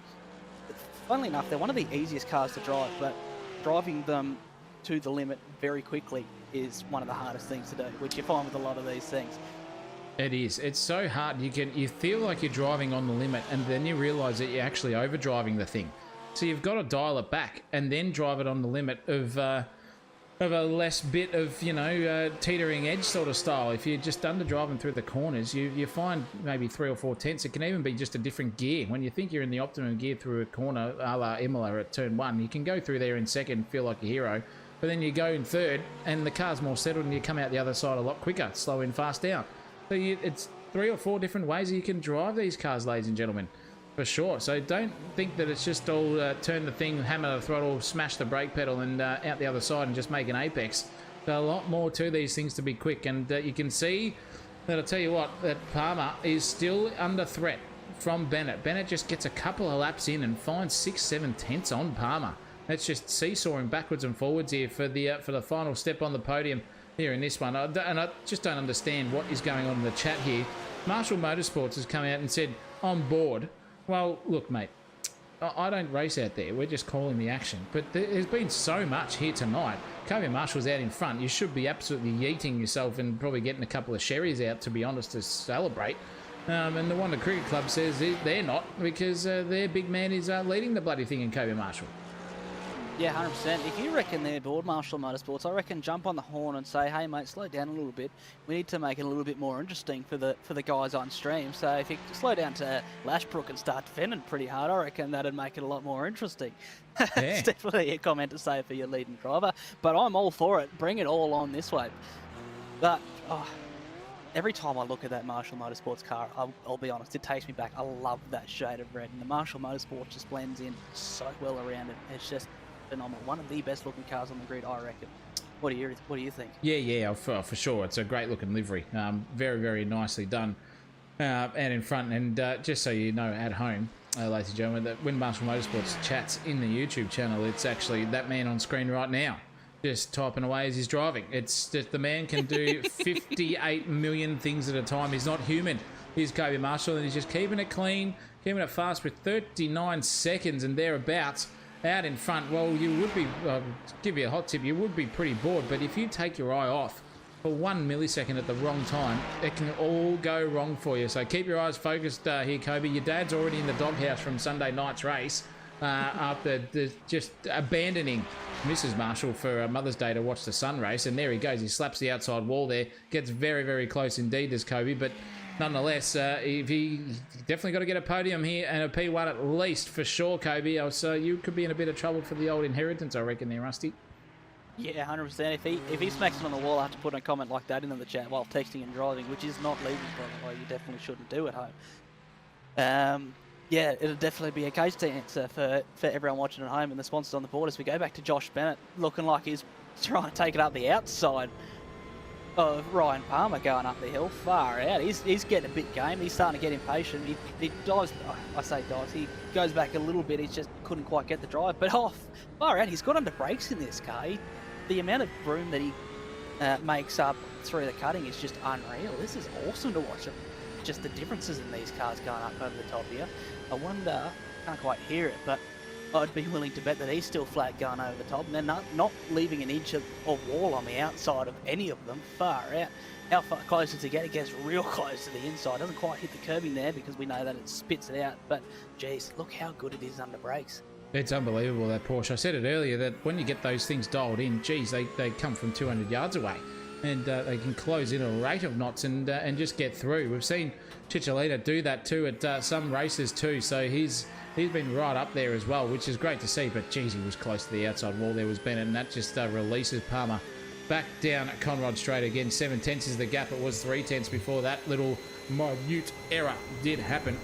Racing onwards and upwards we go here for the final 5 minutes and 10 seconds left to go on it here. And there's some fans out there in the chat. I can give you the hot tip for Kobe Marshall. Brad McKenzie's in there saying good jobs, Cobes. Modern Cricket Club saying maybe his car has voiced a text, and there was Lord Voldemort just off the circuit, and that is absolutely impeded Josh Bennett now of any sort of tomfoolery to get onto the back of Palmer. Palmer will be happy as a dog with a tin dick. I'll give you the hot tip watching that thing go around there, and he's just managed to pull it up and luckily and get around another blue flagger was Bennett. So they're starting to come into play here. You can see the track map there on your top right hand of the screen in relevance to where everyone is position wise on the track. So you've already got P2 there of Lashbrook trying to find his way now through some lap traffic as well. We'll get to him to see what he's looking at. Geez Louise, it's very, very hard to see. He's got big Pano in front of him in Samuel, just holding him up now across the top of the mountain, but a 40-second gap. He won't be too unhappy about that. There's a car that's smacked into the wall there as well. Oh, there's a car that already sideways. There's a Porsche already smashed into the wall. That's Nick Lavelle, and he has had a big, big moment there as well. Let's have a look and see what happened to him. Oh, he's just got it all wrong. There's Matt Munro already getting it wrong. Matt Munro's pirouetted. Lavelle's tried to go around the outside. He's looped it and smashed it into the wall as well in avoidance. Oh, my goodness me. Lavelle's just been through hell and all leather here tonight in the Lewis Hamilton pink machine. Oh, Matt Munro as well also had a moment there too. We're just going to have to, I don't know, just give Matt Munro something. He needs to stop walking under ladders, I reckon. He is a roofer there as well, Mr. Rusty, for his day job. I reckon he's ran under a couple too many ladders, and the old bad luck department for Matt Munro just keeps happening.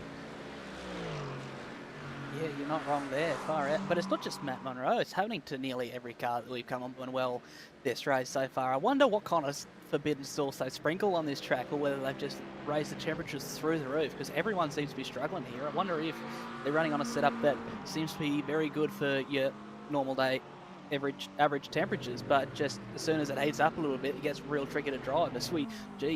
We saw got taken back by Monroe going on the grass on the way into the final corner just through there, far out. It just looked like he's hanging on for dear life there, as we see him pulling in behind Lashbrook through there. Yeah, he was. Unbelievable stuff. But this battle that we're on board here with is for position, ladies and gentlemen. This is 13th and 14th. It's the two McLarens. It's the arsehole coming back through the field here after being absolutely fisted by three hands at the same time earlier on in the race. And he's just on the charge back here, down 6 places from where we started. He was up there in the podium places when he got taken out, unfortunately, but he's fighting over Jake the Better now, both in this little tussle here too. So the gaps are now just starting to increase and decrease as well around in the final 2.5 minutes of the race here for the 90-minute Bathurst special in the GT3 class here at Aussie Sim Racing. They've put on a show, they've put on carnage for sure as well, and they've had some great battles throughout. This is another one, just a testament to them as well. Great stuff from Ortner. Loving life here. He's just under the rear wing, no dirty air, no worries. And you can see the sparks flying up over the racetrack as well from Jake the Better's car in front of him, and it's just the sight to see. Look at the full commitment across the top of the mountain. Then we start to go downhill. Oh, Matt Munro's just held up Ortner there, big time. Get right out of the way there, Matthew. Oh no, he's in there for position actually, in fact, too. So this is a three-way tussle now. I didn't see that Matt Munro was right there with him, but he's just lost a place. He's got some damage on his car as Matthew after that tomfoolery there at the top of the mountain. And there goes Ortner slapping the outside wall. Has he got some damage on his car? I reckon he has. It'll be steering a little bit tardy there at the moment. Matt Munro's got no front splitter on his car, so it's going to be hurting him in the drag department as well. But boy, oh boy, is Ortner going for the outside run here down Conrod. He's just singing his way through there in the McLaren versus the Mercedes-Benz, and he does get that position now into 13th place there for Ortner.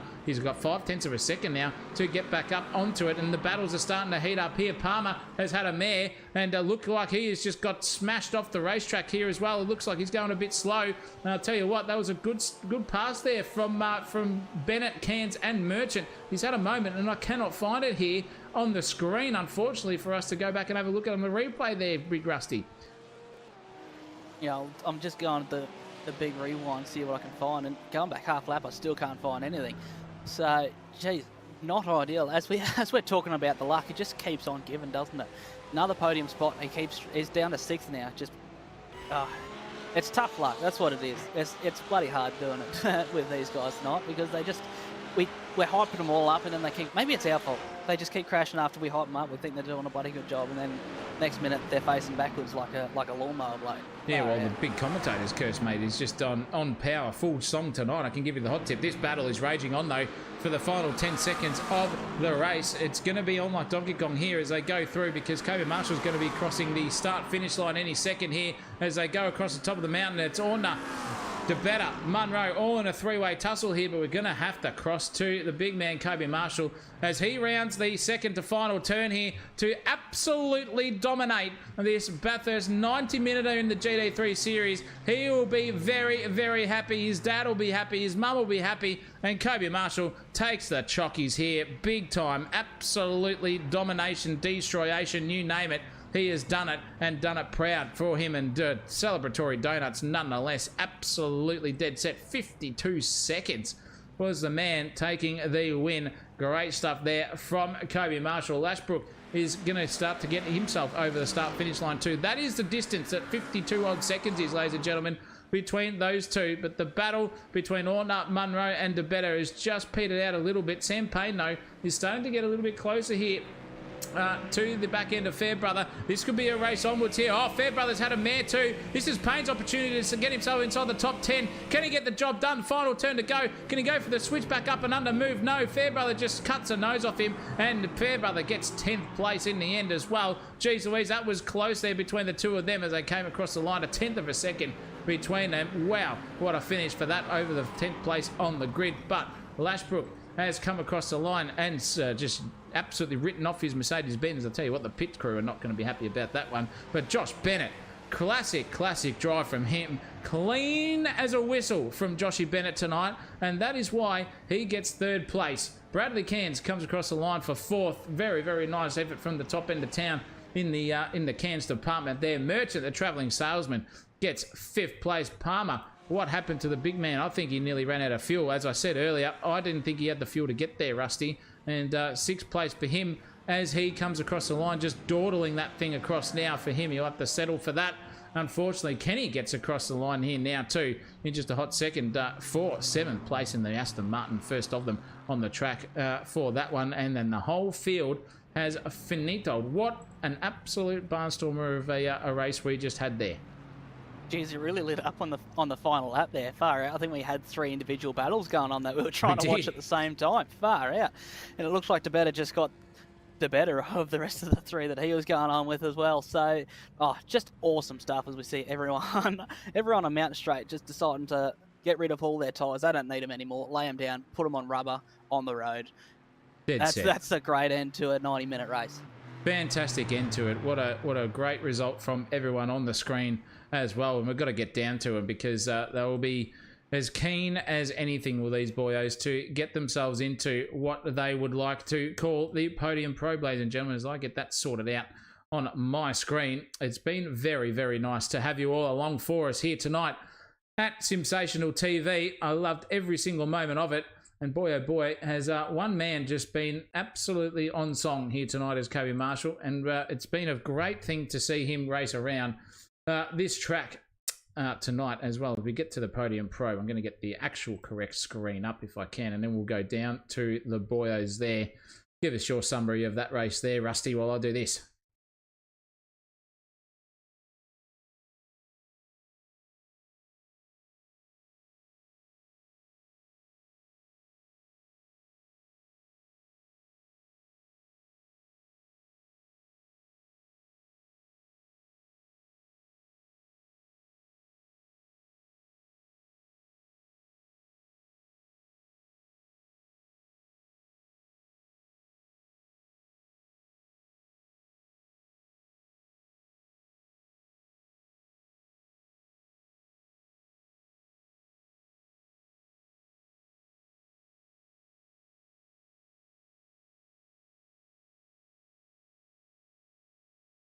Dead set for sure. Let's go down to the Podium Pro here, ladies and gentlemen. Rusty, get yourself into the Aussie Sim Racing box there and come to pit box 99 because We have got two boys in here. We've got the winner and the third place getter in Kobe Marshall being the winner, Josh Bennett in third place. But we'll go to Kobe first, mate. What an absolute destroyation from you in the end. But you didn't think it was going to come that easily, I guarantee you. Ty Saville, rate of attrition came to him, and you've just skipped off into distance afterwards, mate. Congratulations.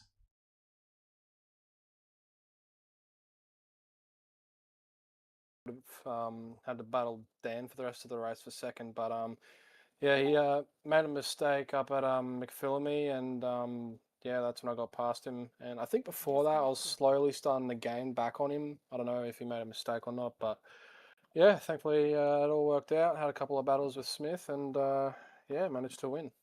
It was a bloody good result there. Stan Smith was right on your tail, and again, he came a casualty to the mountain as well. What was your secret sauce tonight? You just looked like a man possessed, very much Ayrton Senna at Monaco style, but without the crash, mate.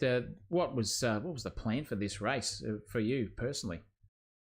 Not really any plan. Just try to go as fast as I bloody can, and try to stay ahead of Smith because I'm ahead of him in the championship. So I want to, keep that gap, if not build it higher. So yeah, that was pretty much the whole goal. It was a bloody good result, mate. Congratulations to you. That was fantastic. Rusty, I know you got some questions for the man because the guy's driving a Ferrari like he's possessed.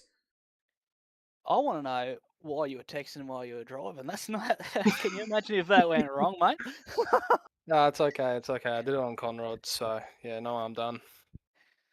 It's like saying, "Oh yeah, I can have a couple of drinks. It's all right. I'm on the highway." Far out. Dead set. That was unbelievable. I was looking at it and I'm going, that's surely not Kobe. And then I realised, yes, it is Marshall Motorsports. In the chat, the man himself saying on board. How about the arrogance out there from the big man? But you can do that when you're 50 seconds out in front. I can guarantee you that. Yeah, for sure. How's your dad going, by the way? Just quickly, is he okay with your mum there after the Sunday night special? What's going on? Yeah, he'll be right. He's a tough old cookie there. He's walking the dogs to get away from any other tomfoolery, I can guarantee you that for sure. But well done, mate, on that one as well. We'll get back to you shortly. Joshy Bennett, though. Oh, geez, mate. What a performance from you. Third place after all the trials and tribulations of motorsport in front of you just coming to fruition. Massive incidents as well. And, geez, you just sailed through like there was no one on the track there, mate. Congratulations on the third. Yeah, cheers, man. There was definitely some pucker moments. I'm sure there's going to be some velvet material to pick out there in the coming hours. Oh yeah, for sure, for sure. It's just going to be one of those things where it goes on and rages on for weeks on weeks on weeks, I reckon, as well. After that, what was your strategy tonight? Were you going to fuel up at the 55-minute mark, or was the Porsche pretty good on the fuel? Did you take tyres? What was the go? Yeah, pretty much just had the strategy to play it down to around about the 20-liter mark. Wasn't really looking at laps or anything like that. The tires still felt okay, but it wasn't worth the risk at the time mark. So change tires, fix a little bit of damage, and then slap it on the arse and send it back out there. It was a pretty good strategy, mate. I really enjoyed watching it. That green and black machine is one of Chris Munro's favourite thing. Anything with green and black on a race car, he gets a little bit tighter in the jeans there, so to speak. And it's a good-looking car. Is there sponsors on there that you need a name off, or anyone supporting you as you go through your iRacing journey here? What's the go? Nah, just a good group of lads that are good mates of mine, like Herman from PRP and Benny Slaughter from Prime Speedworks. It's just basically just a good group of mates. And I was like, yeah, fuck it, I'm going to slap together a livery and we'll see how much of it I can scratch off on the way around the track. Very good, mate. You've had some. Sorry, Rusty. I'll let you ask some questions in a second. You've had some ups and down results. You've been quick at certain tracks. Is Mount Panorama one of your favourites? Yeah, I grew up in Orange, so only 40 minutes away from it. So it's kind of one of those close to home sort of tracks. Ah, right. So you've been all there and about. Good stuff, Rusty. What have you got for the two men here in the podium probe? I guess I've got one last question for the table. We'll start with you, Josh. We're having a bit of a debate at the start of the stream for how long you could actually get out of a tank of fuel in these things. What sort of laps were you looking at in your predictions for the Porsche? That's a question for Chicholina. He's our strategy man on those things. I just go by what he said, and he said maybe pit at 20, it should be sweet from there, and that's what I did. I wasn't even looking at lap count or anything. I was just looking at the fuel level. That's fair, Cole. Did you have much in at the end of the tank? No, I would have got another half a lap out of that at best. I was again having a bit of a chattery moment where I was coming down onto the last corner there going, fuck, please give me a white flag. Yeah, fair, Cole. Oh, far out. Nice and close for you then. Yeah. Running on nice. What about you, fumes. Kobe?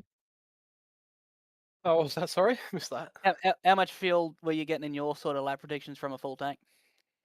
Honestly have no clue. I was just, running until my tank would run dry. So Yeah, fair call.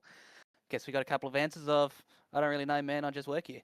Give me a Yeah, steering pretty wheel, I'll rag the shit out of it. yeah. More Very or nice. less. Gotta Ah, love a good bit stuff. of Well, it winging was it. awesome race, boys. Fantastic race it was. Congratulations to you. We didn't hear from Mr. Lashbrook as well. He didn't want to chat to us, so next time he'll be pretty happy with that after his performance too as well. Did you guys ever battle him throughout the race, or was he too far gone up and down the field by the time you'd make your pit stops and all that sort of jazz? No, I wasn't near him. Well, we know. Nah, I was bumping back and forward with Palmer there for a while, but I think he might have had a bit of a an issue on the calculation for fuel because he started fuel saving and then just got out of the way. Well, he had a crash himself at the exit of the chase, and that rode his car off at about the 22-minute mark. I think it was 23 minutes, and he sent it back to the pits. So he was dead set going for an hour and 5 minutes, I think, on a full tank of fuel once he got that thing sorted, because he didn't come into the pits again. And then he was right up there fighting with you, Josh. And then the old tank of fuel just went goodbye, I think, and he just dropped straight off, and that's why he got 6. So that's probably why the fuel calculation was a little bit out there as well. But nonetheless, congratulations to you two gentlemen, a first and a third place getter here in the Podium Probe tonight. Thank you for joining us, gentlemen. Off you go and enjoy the night. Go and walk the dog, Kobe. It's your turn. David's had too many sessions with that. And Joshy, hopefully we'll see you in the podium sometime soon, maybe next week as well, mate. Congratulations to you. Is Bathurst next week, is it? We're at Bathurst today. Seems about the only place I seem to go any good, so I think I'll be back to the teens for next week. Yeah. Well, we'll see. We'll just give you a shout out in the Podium Probe. If you're in 11th, 12th, or 13th, I'll just knock the first digit off and just pretend you're in first, second, or third. How about that? Oh, you're a good bloke, aren't you? Oh, mate, don't worry about it. It's never in question. Never in question. No, thanks, fellas. Thank you, boys. Thank you very much. And that concludes the broadcast here for tonight. Ladies and gentlemen, thank you for tuning in. Huge grid tonight and huge viewership as well. Thank you for your support. Thank you, David Marshall, for the super chat as well. Early on in the proceedings, your support is always valued and appreciated. Big thank you as well for Big Munro to join in mid-go and then exit stage left as well for him in the box. But Rusty, that was fantastic, mate. Thoroughly enjoyed that with you, son. Give us a one sentence round up of what the 90 minute delivered tonight. Oh, it's been absolutely sensational. How about that one? Done. That's as good as it's going to get, ladies and gentlemen. Thank you, everyone, for tuning in. Thank you to our name and right sponsors, ARD Importing, Speed Nation, SDT Driver Training, and Bilco Pack for your support, and to everyone else in the Patreon as well. It's so appreciated. You have no idea how much it means to us here at Sensational TV. So thank you again. But don't go anywhere. Just switch across to the next broadcast because MX5 Racing is about to go off its dial. Mazda MX5 Club of Victoria and Tasmania out on iRacing again for some action. That'll be on like Donkey Kong. So switch your channels over. We'll see you there very, very shortly. But from us here at Sensational TV, until next time, you know what to do. Keep it flat out. Sensational TV YouTube channel. Don't fucking miss it.